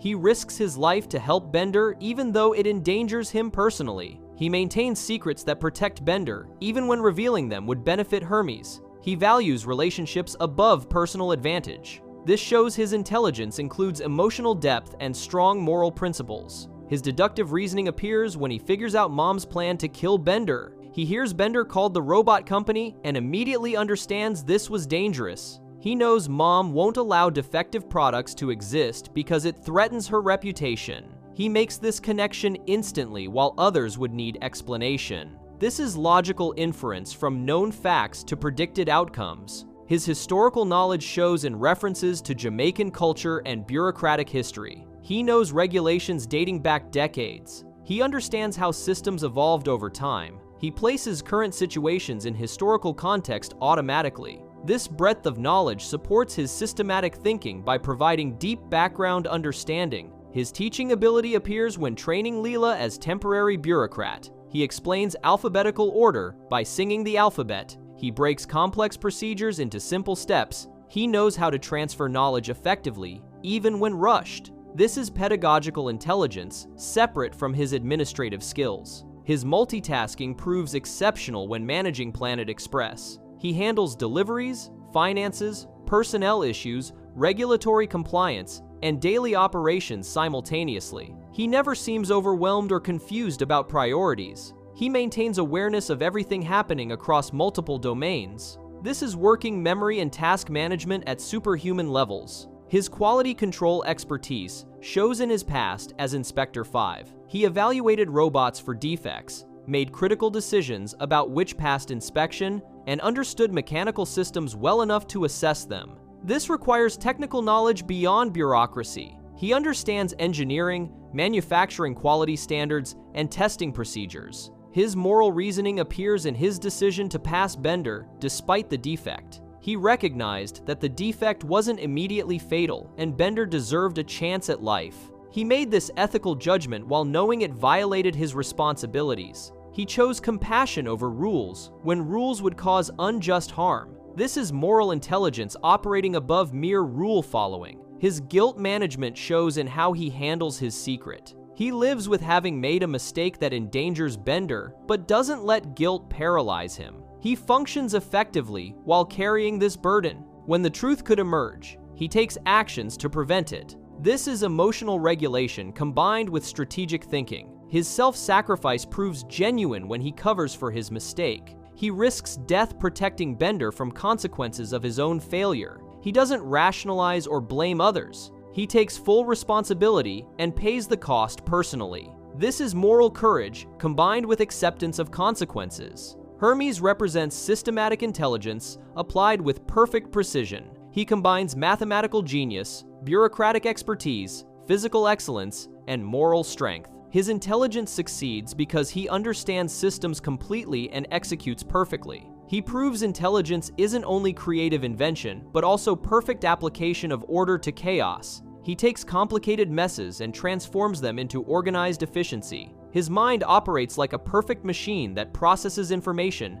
makes optimal decisions, and executes flawlessly. He is among the smartest characters because his intelligence works across domains, including math, organization, athletics, strategy, and ethics. He succeeds consistently in every challenge because his systematic approach and perfect execution overcome obstacles through pure efficiency and logical precision. Before we move on, make sure to subscribe if you're enjoying this breakdown. Moving on to Cubert Farnsworth. Cubert Farnsworth represents advanced intelligence combined with scientific skepticism and business acumen. As Professor Farnsworth's clone, he inherited genius-level intellect, but applies it differently than his creator. While the professor invents wildly without caring about practicality, Cubert questions everything and demands logical explanations. His intelligence operates through critical analysis, mathematical precision, and strategic thinking. Unlike characters whose intelligence manifests through blind acceptance or creative chaos, Cubert's intelligence succeeds through ruthless logic and refusal to accept claims without proof. His scientific skepticism appears immediately when examining the professor's inventions. He looks at the smelloscope and dismisses it as a junk heap. When shown the dark matter engines, he declares them impossible because they violate the speed of light limit. When told scientists increase the speed of light,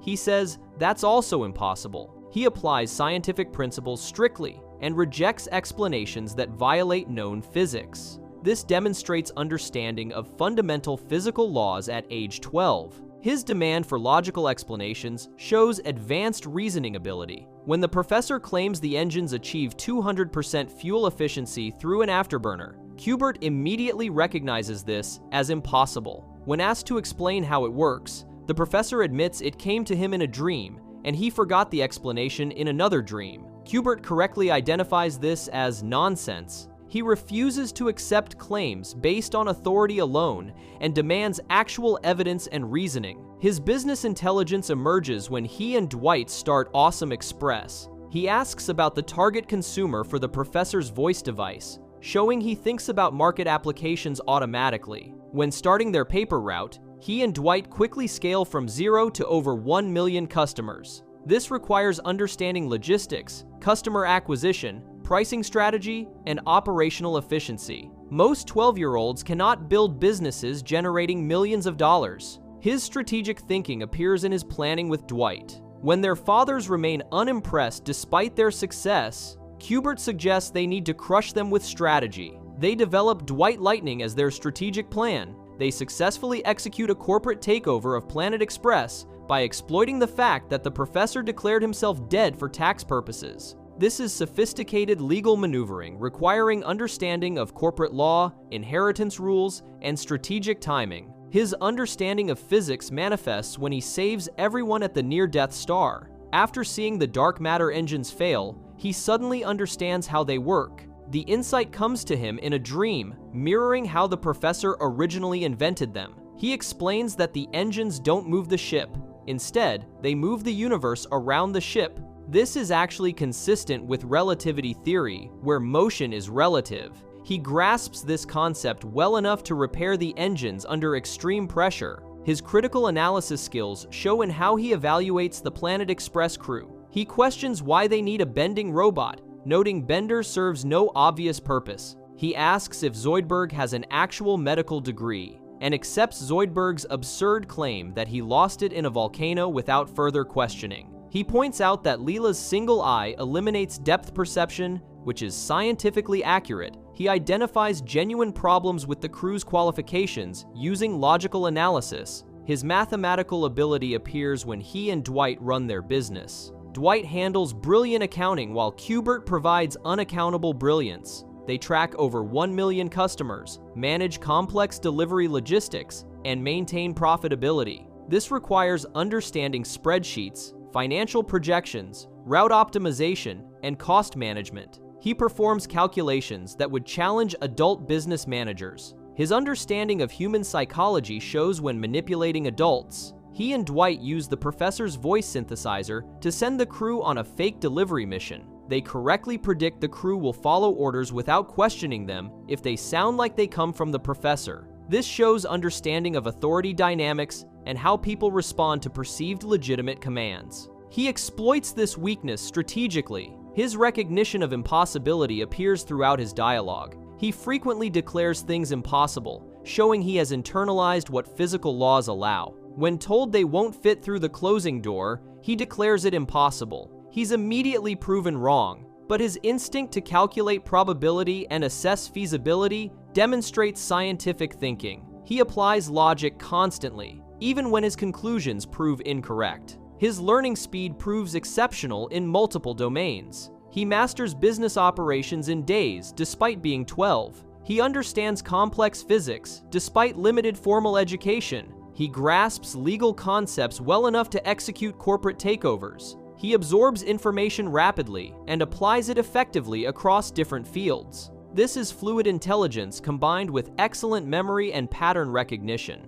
His skepticism about magic versus science shows mature philosophical understanding. When the professor says nothing is impossible if you can imagine it, Q*bert responds that this describes magical elves, not scientists. He understands the distinction between fantasy thinking and scientific methodology. He recognizes that science requires evidence, testing, and logical consistency rather than wishful imagination. His self-awareness appears in his complaints about being treated like a child. He and Dwight resent that adults never take them seriously despite their accomplishments. He recognizes this as unfair based on their demonstrated capabilities. This shows metacognition, where he can evaluate how others perceive him and understand that their dismissal stems from age bias rather than actual capability assessment. His partnership with Dwight demonstrates collaborative intelligence. They divide responsibilities effectively, with Dwight handling accounting and Q*bert handling strategy and operations. They complement each other's strengths and work together efficiently. This is social intelligence applied to teamwork, where he recognizes the value of collaboration and delegates appropriately. His moral reasoning appears when he and Dwight apologize to Brett Blob.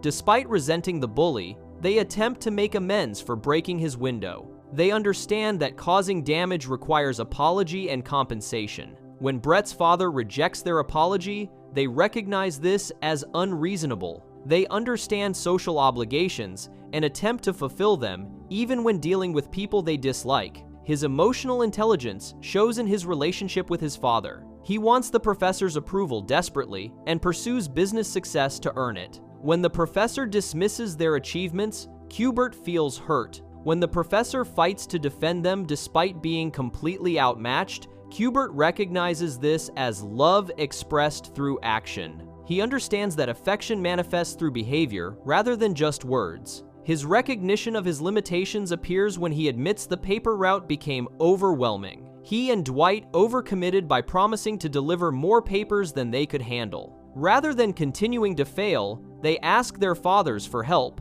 This shows he can accurately assess when he's exceeded his capabilities and needs assistance. This is mature self-awareness that many adults lack. His ability to admit mistakes demonstrates intellectual honesty. When they confess to dumping papers on the moon, they accept responsibility rather than making excuses. They acknowledge they made poor decisions out of desperation to impress their fathers. This willingness to admit error is crucial for learning and shows he values truth over ego protection. His technical understanding appears in his recognition of their hovercraft's structural problems. He identifies a crack in the hull that could cause explosive decompression. This shows understanding of pressure differentials, structural integrity, and space travel dangers. He applies physics knowledge to practical safety assessment automatically. His adoption of the professor's philosophy represents intellectual growth. Initially, he rejects imagination-based thinking in favor of strict logic. After experiencing how the dark matter engines actually work,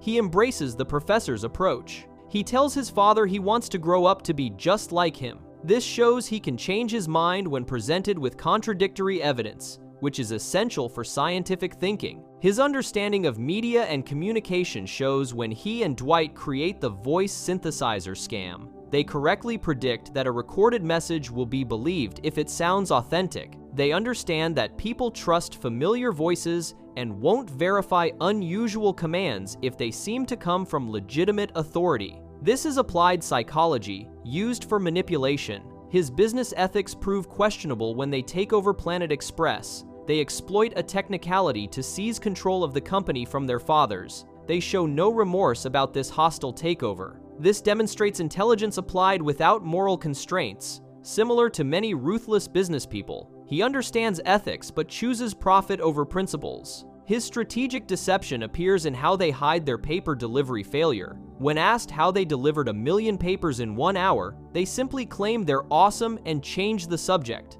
They attempt to cover their mistake through confident assertion rather than explanation. This is social manipulation designed to prevent further questioning. His problem-solving ability shows in how quickly he identifies solutions. When confronted with the garbage can-sized pile of undelivered papers on the moon, he immediately asks his fathers for help rather than attempting more failed solutions. He correctly identifies that the problem exceeds their capabilities and requires adult assistance. This is accurate problem assessment leading to optimal solution selection. His pride appears when showing off their earnings. He and Dwight display their $1 million specifically to impress their fathers. They want recognition for their success and deliberately time the reveal for maximum impact. This shows understanding of dramatic presentation and how to manipulate emotional responses. Q*bert represents child genius combined with business intelligence and scientific skepticism. His intelligence operates through rigorous logic, critical analysis, and strategic thinking. He questions everything, demands proof, and refuses to accept claims that violate physical principles. He masters business operations, understands corporate law, and executes complex strategies successfully. His only real limitations come from age-related experience gaps and occasional overconfidence in his logical analysis. He proves that youth doesn't prevent genius, but may lack the wisdom that comes from experience. He demonstrates that intelligence without experience leads to mistakes that intelligence alone cannot prevent. He shows exceptional capability across multiple domains while maintaining the arrogance and emotional needs typical of intelligent children seeking parental approval. Before we move on, make sure to subscribe if you're enjoying this breakdown. Moving on, we have one of the smartest characters in Futurama. Mom represents ruthless intelligence combined with strategic manipulation and complete emotional control over those around her. She built and maintains a business empire spanning the entire robot industry while simultaneously controlling those robots through hidden technology. Her intelligence operates on multiple levels, including engineering genius, business strategy, long-term planning, and masterful deception. Unlike characters whose intelligence fails due to anxiety or poor judgment, Mom's intelligence succeeds consistently because she combines technical brilliance with psychological manipulation and absolute willingness to exploit any advantage. Her greatest intelligence achievement is the Universal Robot Controller hidden in her bra. This represents forward-thinking engineering genius that planned for total control decades in advance. She designed every robot with antennas, and everyone assumes this is just decorative science fiction styling. In reality, every antenna connects to her controller, giving her complete command over every robot she ever built. This demonstrates planning that extends across her entire career. She didn't add this feature recently. She built it into the fundamental design of her robots from the beginning, anticipating she might someday want total control. The controller itself shows sophisticated engineering.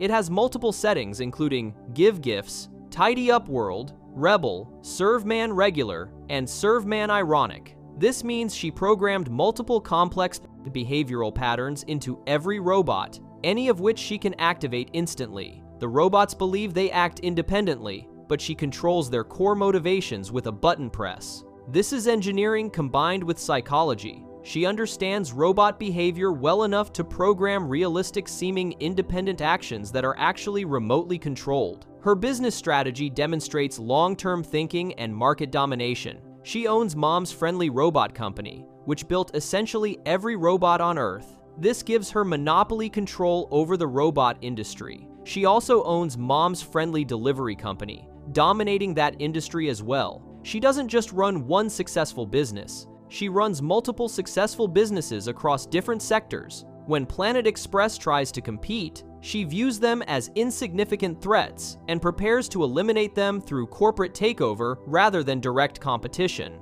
She understands that buying competitors is often more efficient than competing with them. Her public image manipulation shows sophisticated understanding of marketing and public relations. Everyone believes she is a sweet old lady who loves her robot children. She encourages Mother's Day celebrations where robots bring her gifts, reinforcing this image. In reality, she hates Mother's Day and finds robots disgusting. She calls them jerkwad robots that make her sick. She crushes their gifts into powder and sells it as fake cancer cure, extracting money from false hope. She recycles their cards into low-quality toilet tissue. She profits from the gifts while maintaining her sweet grandmother image. This disconnect between public perception and private reality requires consistent performance and careful image management. Her fat suit represents another layer of deception. She wears a suit that makes her appear elderly and soft when she's actually younger and harder than people realize. She can remove this suit instantly, revealing her true appearance underneath.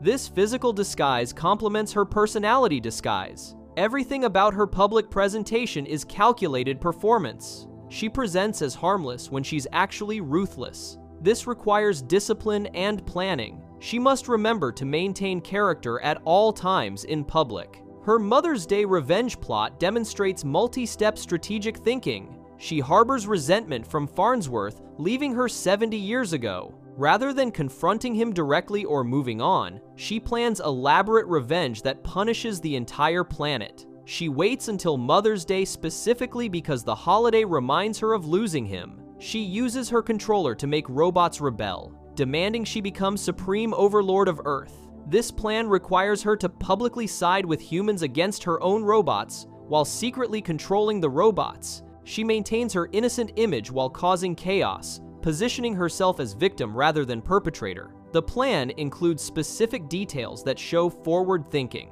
She commands robots to conquer Earth and make her supreme overlord, but she frames this as the robots acting independently. She tells robots that violent media is to blame for their behavior when she knows she caused it with her controller. She understands how to redirect blame and create cover stories. If anyone investigates why robots rebelled, the official explanation is violent media influence rather than secret remote control. This creates plausible deniability. Her sons demonstrate her ability to inspire loyalty despite terrible treatment. Walt, Larry, and Igner work for her despite constant verbal and physical abuse. She slaps them regularly, calls them names, and treats them with open contempt, yet they remain loyal and follow her orders. This shows she has established dominance so completely that abuse doesn't drive them away. She has broken down their self-worth enough that they accept this treatment as normal. This is psychological control, requiring years of consistent manipulation. Her business practices show ruthless efficiency. She sells crushed gifts as fake cancer cure,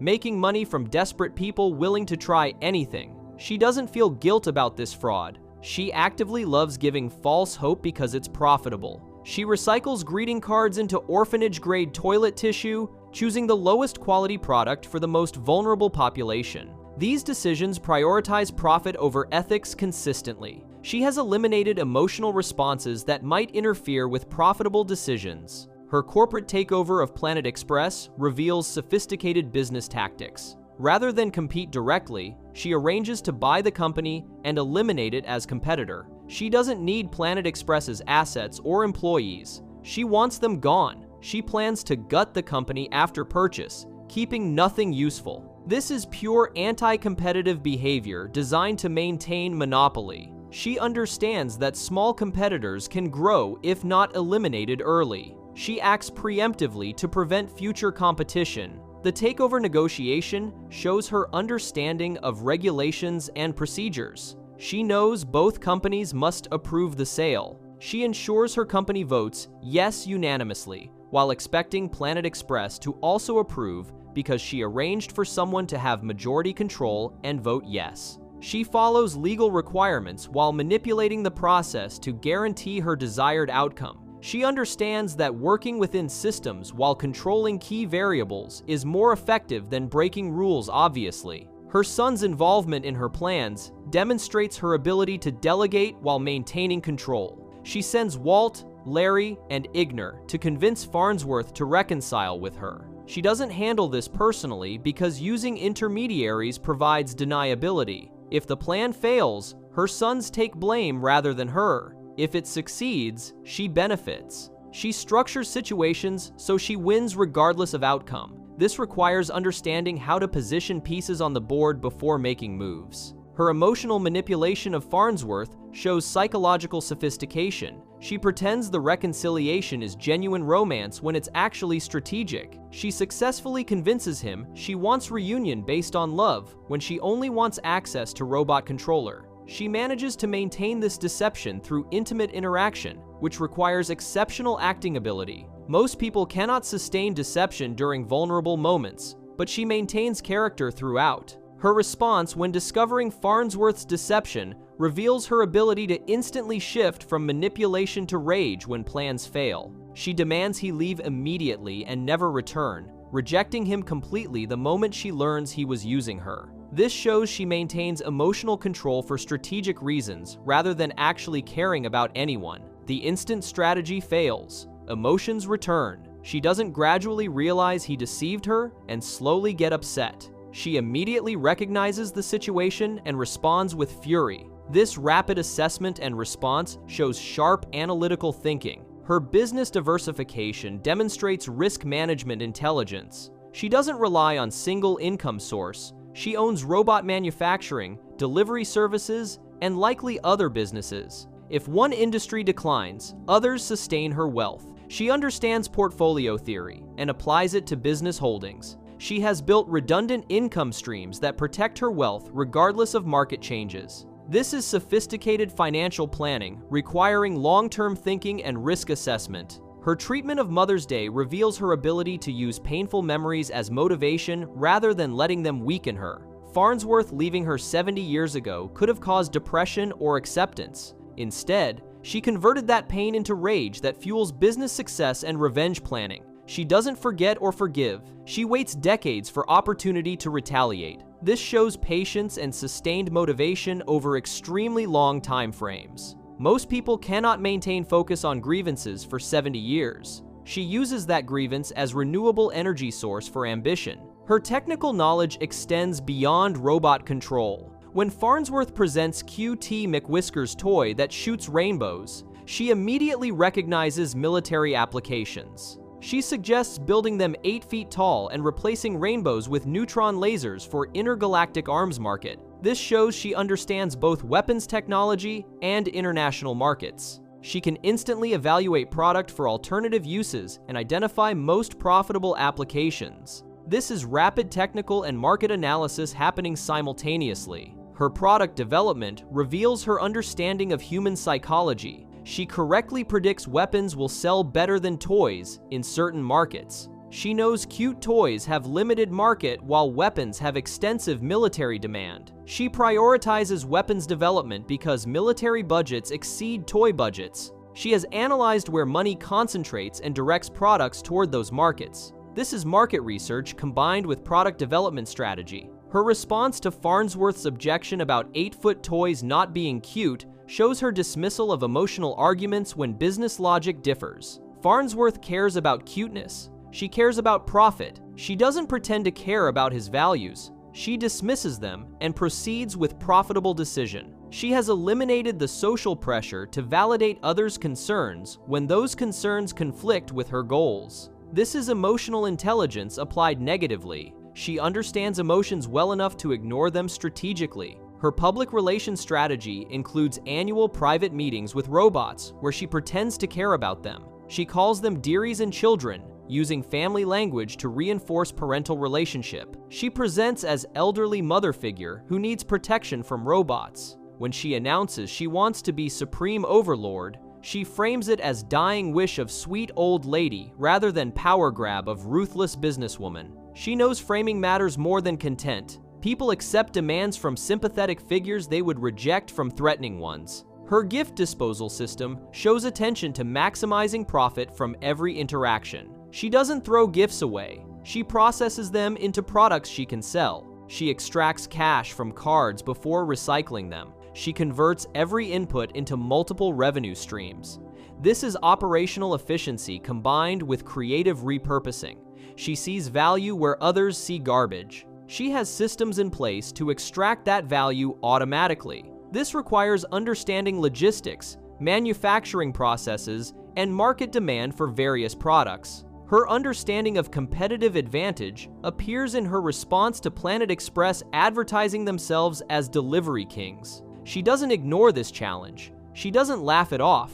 She recognizes that perception matters in business, and competitors establishing themselves as kings threatens her position. She responds by arranging corporate takeover to eliminate the threat. She takes competition seriously, even when competitors are much smaller. She understands threats can grow if not addressed early. Her risk assessment shows in how she structures the robot rebellion. She doesn't have robots attack her directly. She positions herself as bystander, surprised by robot behavior. If rebellion succeeds, she becomes ruler. If rebellion fails, she blames violent media and maintains innocent image. She has engineered situation where she cannot lose. Both outcomes benefit her. This is game theory applied to real-world strategy. She analyzes possible outcomes and structures situations so all paths lead to acceptable results. Her control over her emotions during business dealings shows discipline most people lack. She maintains sweet grandma character during public events, despite privately hating everything about those events. She doesn't let frustration show. She doesn't break character accidentally. She performs consistently, regardless of her actual feelings. This emotional control requires exceptional self-discipline and sustained focus. Most people's true feelings eventually leak through their performance. She maintains perfect separation between public and private persona. Her 70-year grudge demonstrates that her intelligence includes perfect memory and sustained motivation. She remembers exact details from decades ago. She remembers what Farnsworth said, how he left, and how she felt. She has kept this memory sharp and painful rather than letting it fade. She uses pain as tool rather than letting it diminish her. This is exceptional memory combined with unusual psychological approach to trauma. Most people eventually heal or forget. She keeps wounds fresh, deliberately to maintain motivation. Her business empire building shows sustained success over many decades. She didn't get lucky once. She built multiple successful businesses and maintained them across changing markets and technologies. She adapted to new situations while maintaining dominance. She stayed on top through multiple technology generations and economic cycles. This requires continuous learning, adaptation, and strategic thinking. She cannot rest on past success. She must continue innovating to maintain position. Her understanding of regulatory capture appears in her casual confidence that she will become supreme overlord. She doesn't worry about legal obstacles or constitutional issues. She knows that sufficient power renders rules irrelevant. She has reached level where she can simply demand government position and expect to receive it. This shows she understands how power actually works beyond what official rules say. She knows rules apply differently to those with sufficient wealth and control. Mom represents intelligence without empathy, strategy without ethics, and power without restraint. She combines technical genius with business acumen and psychological manipulation. She plans decades ahead while responding rapidly to immediate threats. She maintains perfect emotional control while harboring intense grudges.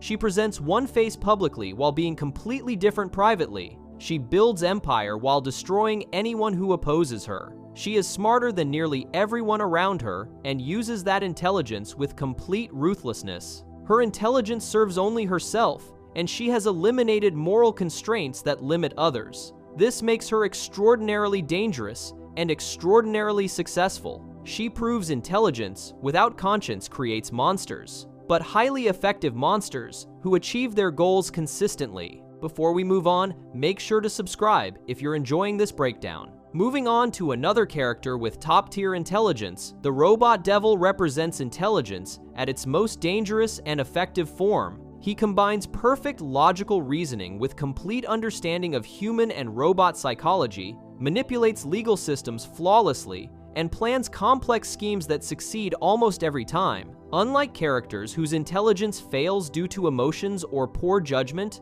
the Robot Devil's intelligence operates without those weaknesses. He thinks multiple steps ahead, understands exactly how others will react, and structures situations so he wins regardless of what choices people make. His intelligence is cold, calculated, and nearly impossible to defeat. His contract writing demonstrates perfect understanding of legal language and human interpretation. When Fry signs a contract to trade hands with a random robot, the Robot Devil includes his own name on the wheel. This seems like good faith participation, but it's calculated strategy. He knows the wheel will land on him because he controls the wheel. The contract is worded perfectly, so Fry cannot back out once signed. Every word is chosen specifically to bind Fry to the agreement while appearing fair. This is advanced legal thinking combined with psychological manipulation. The wheel spin reveals his ability to make outcomes appear random while controlling them completely. He spins the wheel dramatically, building suspense as it cycles through hundreds of robot names. It slows down near Bender's name, creating tension, then lands precisely on Robot Devil. He screams as if shocked by this terrible luck, but he engineered this exact outcome. His acting is perfect. Everyone believes the result was random chance rather than planned manipulation. This shows he understands theater and performance as tools for deception. His immediate understanding of irony versus coincidence shows sophisticated grasp of language and logic. When Bender calls the hand swap outcome ironic, the Robot Devil corrects him that it's coincidental, not ironic. This distinction requires understanding the precise definitions of both terms and recognizing which applies to the situation. Most people use ironic incorrectly, but he knows the exact difference. Later, when he causes Leela to become deaf right before the opera, he correctly identifies this as actually ironic because her deafness prevents her from hearing the opera written for her. He understands situational irony at a technical level. His multi-step plan to get his hands back demonstrates exceptional strategic thinking. He cannot simply take the hands from Fry because they made a deal and even the robot devil must honor contracts. Instead, he creates a complex chain of events. First, he trades Bender's crotch plate for an air horn. Second, he knows Bender will use the air horn irresponsibly and deafen someone. Third, he predicts that person will be Leela because Bender sees her first. Fourth, he appears at the opera offering Leela new ears in exchange for her hand. Fifth, he uses the contract's exact wording about giving him her hand to mean marriage rather than physical hand. This is 5-step planning where each piece depends on the previous one working perfectly. His prediction of Bender's behavior shows deep understanding of robot psychology. He knows Bender wants to be annoying and will immediately use any tool that lets him annoy others more effectively. He knows Bender lacks impulse control and won't think about consequences before blasting someone with the air horn. He knows Bender will encounter Leela first because she's at Planet Express where Bender lives. Every prediction about Bender's actions proves correct. This isn't luck. This is complete understanding of personality and behavioral patterns. His understanding of legal loopholes appears in the marriage contract with Leela. She agrees to give him her hand, thinking this means her physical hand. The contract uses phrasing that allows 2 interpretations. Give him my hand can mean transfer of body part or agreement to marriage. He deliberately writes ambiguous language that seems to say one thing but legally means another. When she protests that isn't what she meant, he shows her the fine print that specifies in marriage. The contract is legally unbreakable because she signed it, agreeing to its terms. This is expert contract law combined with deceptive language. His musical abilities demonstrate artistic intelligence beyond logical thinking. He composes and performs complex musical numbers with full orchestration. The Robot Hell song includes multiple verses, character-specific tortures, and sophisticated rhyme schemes. He conducts an entire band of Hellbots while singing, playing instruments, and managing stage effects. The songs are actually good music with proper structure and memorable melodies. This shows he possesses creative intelligence in addition to logical intelligence. He can create art while using that art as a torture device. His criticism of Fry's opera reveals sophisticated understanding of dramatic writing. He interrupts the performance to complain that the lyrics lack subtlety, and characters cannot just announce how they feel. This is legitimate theatrical criticism.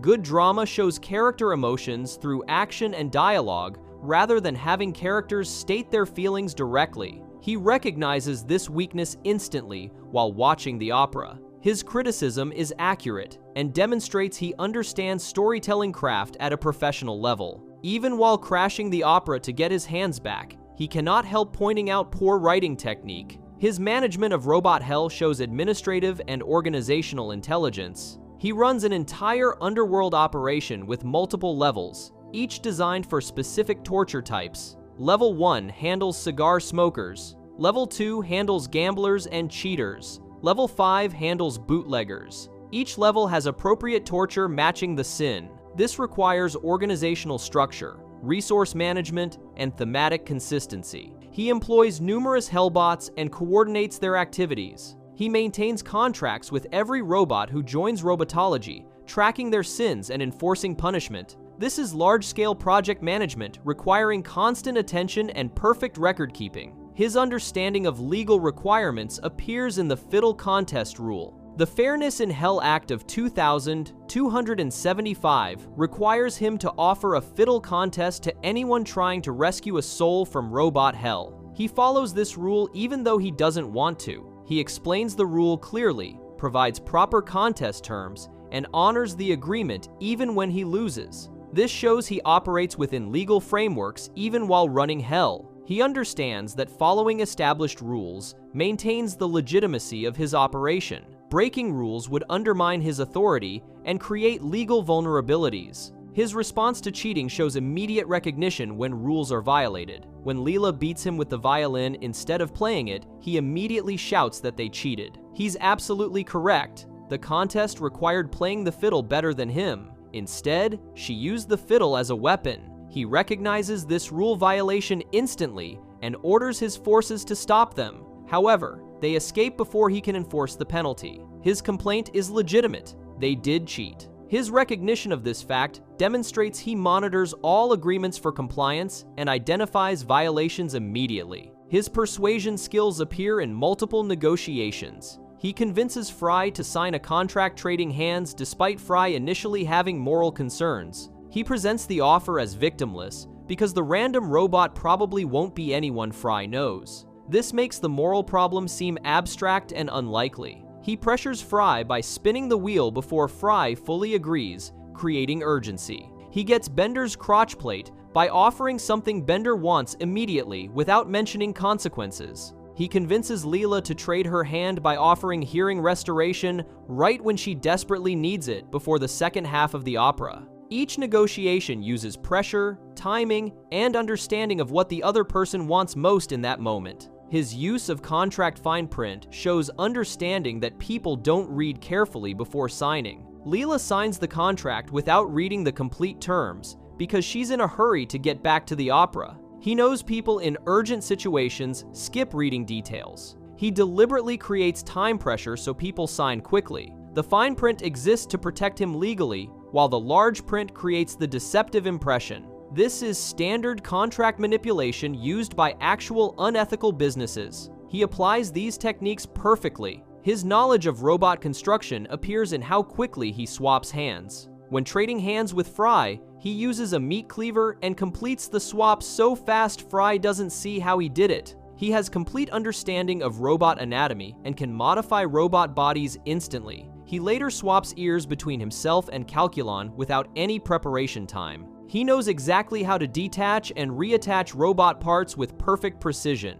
This is technical mechanical knowledge combined with surgical skill. His long-term planning spans centuries. Robot Hell has existed for a long time with consistent rules and procedures. He established the fiddle contest rule as part of the Fairness in Hell Act of 2275, suggesting he participated in creating legislation governing Hell's operations. He set up relationships with religions like robotology, so sinning robots automatically come to him after death. This infrastructure took years or decades to build. He plans across timescales that exceed human lifespans. He thinks in terms of permanent systems rather than temporary solutions. His understanding of religion and faith shows in how he uses robotology. The religion promises eternal punishment for sinners, which motivates robots to behave morally. This behavior modification benefits society while also providing him with souls to torture when they inevitably sin. He has created a system where religion serves multiple purposes simultaneously.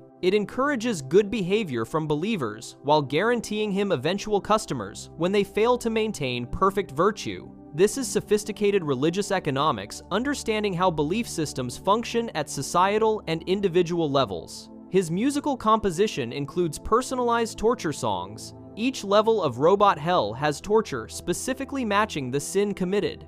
Gamblers get gambling-themed torture. Smokers get smoking-themed torture. These aren't random punishments. Each is ironically connected to the specific sin in ways that mock the sinner. This requires creativity, dark humor, and memory of each robot's specific sins. He maintains records detailed enough to create custom torture experiences. This is database management combined with creative punishment design. His predictions about human behavior appear when he engineers the opera interruption. He knows Fry won't stop playing just because he becomes deafened. He knows Leela will make a deal to hear the opera. He knows the opera is important enough to both of them that his interruption creates maximum leverage. He correctly predicts that revealing Leela's marriage contract during the opera creates social pressure and prevents her from backing out. Every prediction about human emotional responses proves accurate. He understands humans as well as robots. His negotiation with Calculon shows he maintains relationships with famous robots.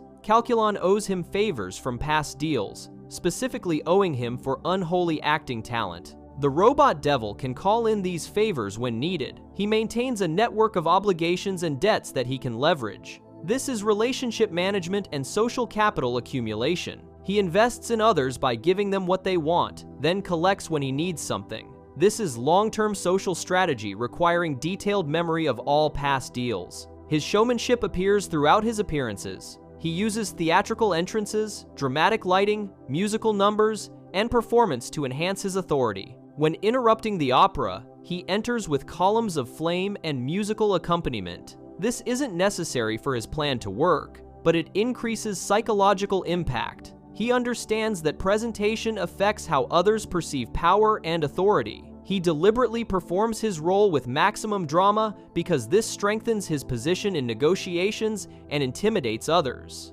His understanding of human desires appears in how he offers exactly what people want at their most vulnerable moments. He offers Fry talent he desperately wants. He offers Bender increased annoyance capability when Bender wants to be more annoying. He offers Leela hearing right when she needs it to experience something important to her. He doesn't offer generic temptations. He offers specific things each person wants most at the exact moment they're most willing to make bad deals to get them. This is precise psychological targeting. His legal knowledge extends beyond contracts to understanding jurisdictional rules. Robot Hell operates under specific legal frameworks, including the Fairness in Hell Act. He knows exactly what these frameworks require and structures his operations to comply while achieving his goals. He operates in legal gray areas where his actions are technically permissible even though their spirit violates ethical principles. This is sophisticated legal reasoning that requires understanding both letter and spirit of law and knowing how to follow one while violating the other. His backup plans appear when primary plans face obstacles. When Fry refuses to give back the hands voluntarily, he creates the Bender-Leela chain of events. When direct negotiation fails, he engineers situations forcing negotiation on his terms. When the fiddle contest doesn't go his way, he tries to stop their escape with his forces. He always has multiple approaches to achieving goals. Single plan thinking leads to failure when that plan encounters problems. He maintains multiple paths to success simultaneously. His resource management appears in running robot hell with finite resources. He has limited hellbots and must assign them efficiently to different tasks. He manages torture equipment, maintains facilities, and coordinates activities across multiple hell levels. This requires logistics, planning, and operational management. He keeps everything running smoothly, despite constantly dealing with new arrivals and escape attempts. This is organizational intelligence applied to managing a complex operation. His understanding of motivation appears in how he structures torture. Each torture is specifically designed to be horrible for that particular sinner. Smokers are rolled and smoked like cigars. Gamblers face gambling-themed torment. Musicians who sold bootlegs face the Beastie Boys scratching their hard drives.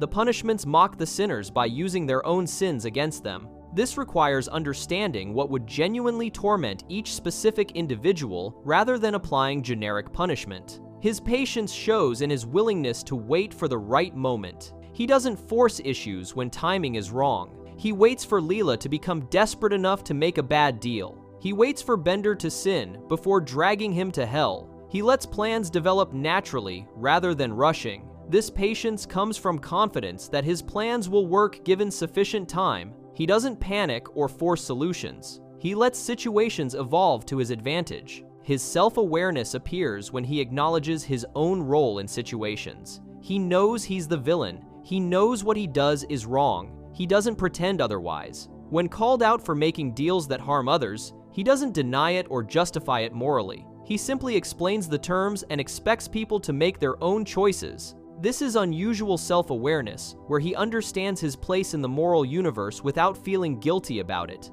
The robot devil represents intelligence without ethics operating at peak efficiency. He combines logical reasoning, psychological understanding, legal expertise, musical talent, organizational skill, and strategic planning. He thinks multiple steps ahead, predicts others' behavior accurately, and structures situations guaranteeing his success. His only defeats come from others cheating or using violence rather than outwitting him. His intelligence is comprehensive, covering technical knowledge, social manipulation, creative expression, and long-term planning. He proves that intelligence without moral constraints can be extraordinarily effective at achieving goals, even when those goals harm others. He is possibly the smartest character in the entire series because his intelligence operates across more domains than anyone else and succeeds more consistently than any other character's plans. Before we move on, make sure to subscribe if you're enjoying this breakdown. Moving on to arguably the smartest character in the entire series, Professor Hubert J. Farnsworth.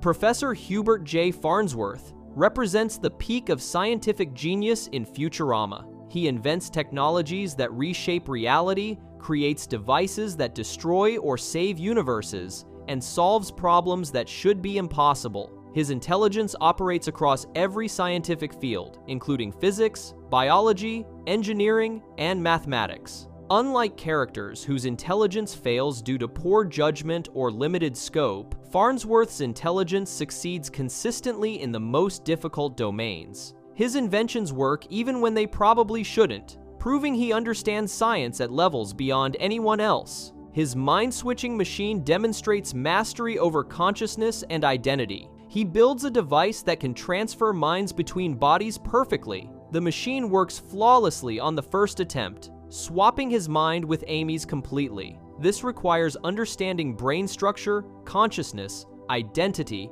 and how to transfer these things between different biological systems. Most scientists would need years of testing and countless failures. Farnsworth just builds it and it works immediately. This shows he understands neuroscience at fundamental levels that let him manipulate consciousness like computer files. His recognition of the machine's limitation reveals deep theoretical understanding. After switching minds with Amy, he realizes they cannot switch back directly because bodies develop immune responses, preventing repeated switches. He identifies this problem immediately without needing to test it. He understands the biological mechanisms well enough to predict complications before they happen. This is advanced theoretical biology combined with practical engineering knowledge. He then proposes using a third body as temporary storage, showing he can develop solutions to novel problems in real time. His creation of parallel universe boxes shows physics mastery beyond normal science.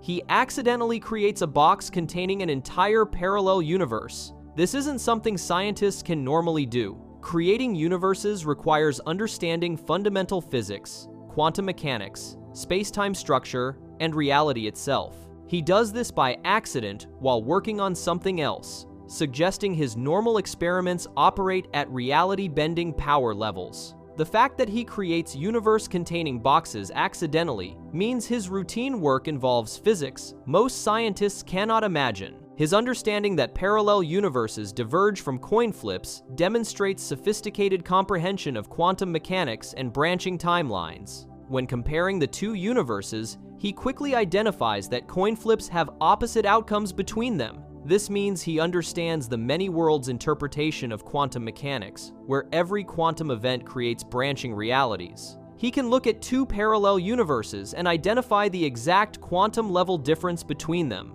This is observation and analysis at scales most scientists never work with. His ability to mass-produce universe boxes shows he can replicate impossible achievements. After losing the original box, he builds a machine that manufactures multiple universe-containing boxes rapidly. He produces dozens of these boxes, trying to find the right universe. Each box contains a complete universe with its own physics and inhabitants. He mass-produces universe creation like a factory making widgets. This demonstrates complete mastery over universe generation technology. He understands the process well enough to automate it. His reverse fossilization process proves biological manipulation skills. He invents a way to turn robots into humans by reversing the fossilization process, where organic material turns into minerals. This requires understanding geology, biology, chemistry, and how to reverse natural processes that normally only work in one direction. He successfully transforms Bender from robot to human, creating functional biological systems from mechanical parts. The transformed Bender has working organs, functional metabolism, and all human biological processes. This shows Farnsworth can create life from non-living material. His what-if machine represents computing power beyond normal technology. He builds a machine that can calculate alternate realities accurately and display them visually. The machine can answer any hypothetical question and show what would happen in that scenario. This requires computing power that can simulate entire universes and track how changes propagate through reality. The machine works perfectly, showing accurate simulations of complex scenarios. He built a reality simulator that works better than supercomputers that don't exist yet. His smelloscope invention demonstrates creative problem solving. He builds a telescope that can smell things across interstellar distances. This combines optics, chemistry, and physics in ways that shouldn't work. Smell requires physical molecules to reach sensors. His telescope somehow captures and analyzes molecular information from light years away. This violates normal physics, but he makes it work anyway, suggesting he understands physics at levels that let him bypass normal limitations. His doomsday devices show he understands destructive physics perfectly. He casually mentions building various devices that could destroy Earth or worse. He built these devices successfully, meaning he knows exactly how to end the world if he wanted. Most scientists work their whole lives trying to create new energy sources or weapons. Farnsworth can build civilization-ending devices as side projects. This demonstrates complete understanding of explosive physics, energy release, and destructive force. His clone creation shows genetic engineering mastery. He clones himself multiple times, including creating Qbert. Successful cloning requires understanding DNA, cell development, growth acceleration, and preventing clone degradation. His clones are fully functional people with personalities and intelligence. He can create life from genetic material with apparent ease. This is biology at the highest possible level, where he can manipulate life itself as easily as following a recipe. His mathematical abilities appear when solving the body-switching problem.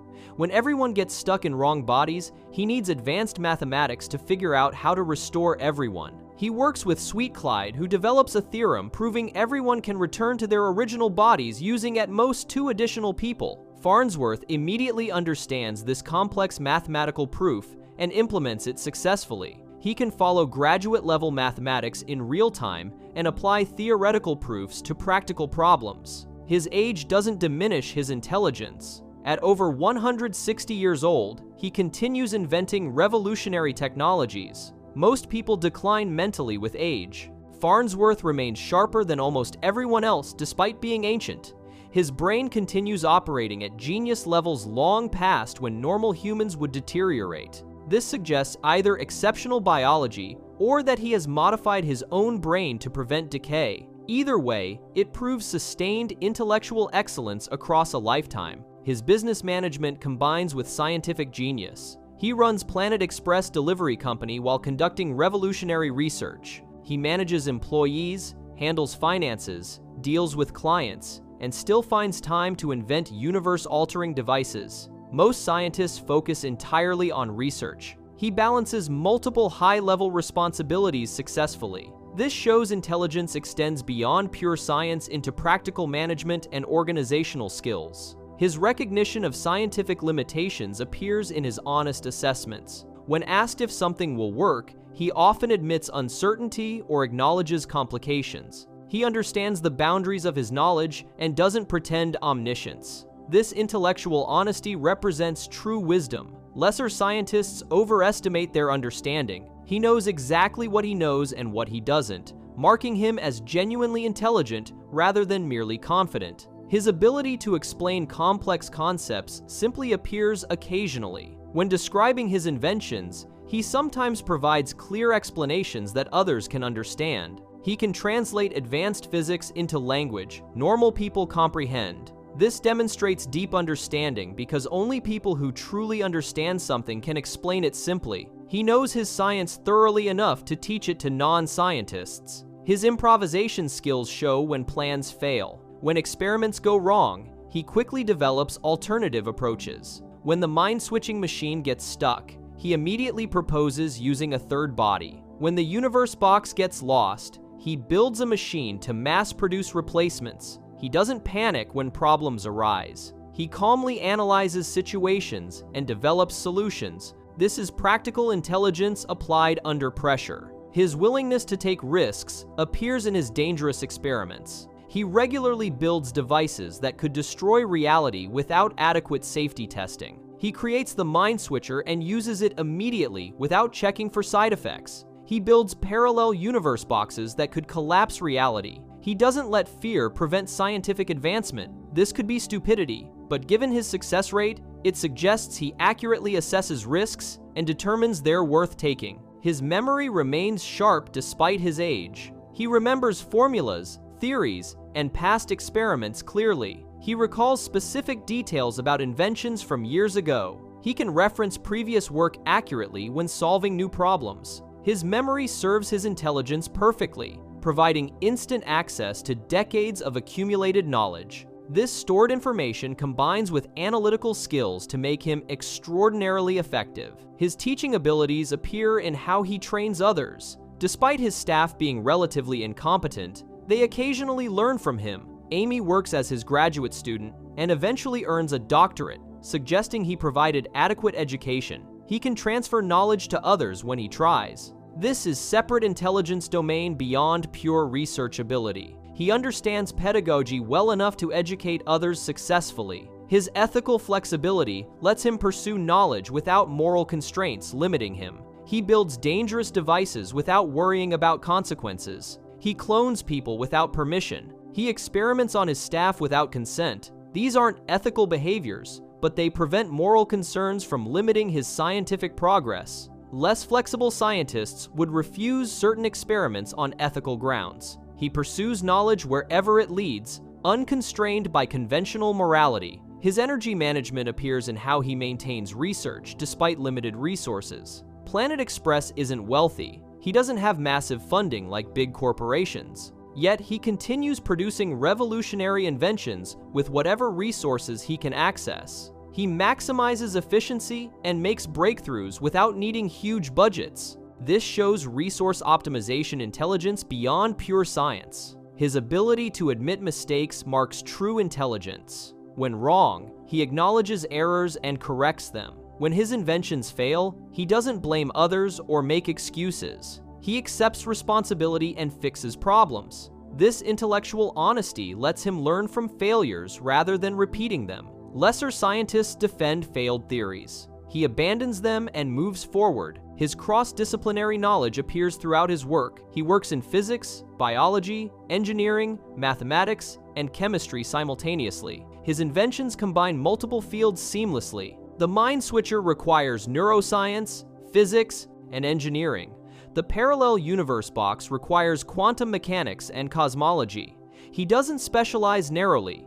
He masters everything and integrates knowledge across domains. This comprehensive understanding lets him solve problems specialists cannot approach. His speed of innovation appears in how quickly he builds things. He doesn't spend years developing inventions. He thinks of ideas and implements them rapidly. The time between conception and working prototype seems remarkably short. This suggests either he works incredibly fast or he had already solved most problems before starting construction. Either way, his development speed far exceeds normal scientific timelines. His ability to work alone demonstrates comprehensive skill. He doesn't need teams of specialists. He designs, builds, tests, and implements inventions personally. Most modern science requires collaboration because projects are too complex for individuals. He handles everything himself, proving he possesses all necessary skills internally. This makes him more efficient than research teams. His practical application skills turn theory into reality.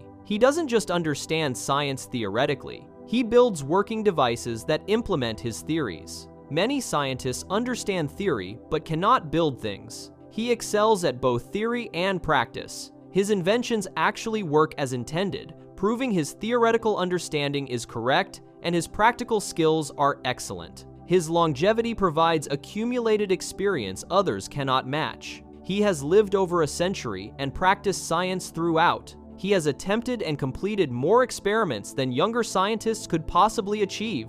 This accumulated experience informs every decision and invention. He has seen patterns, learned from countless failures, and refined his methods across decades. This experience advantage combines with natural genius to make him nearly unbeatable. Professor Farnsworth represents pure scientific intelligence without the social skills or wisdom that might moderate his behavior. He understands science better than anyone else in Futurama. He invents technologies that reshape reality and solve impossible problems. His only real limitations come from age-related physical weakness and occasional forgetfulness about minor details. His core intelligence remains untouchable. He can do things no other scientist can do. He creates universes, manipulates consciousness, reverses natural processes, and breaks physical laws routinely. He is definitively the smartest character in the entire series because his intelligence succeeds in the hardest possible domains against the most difficult challenges.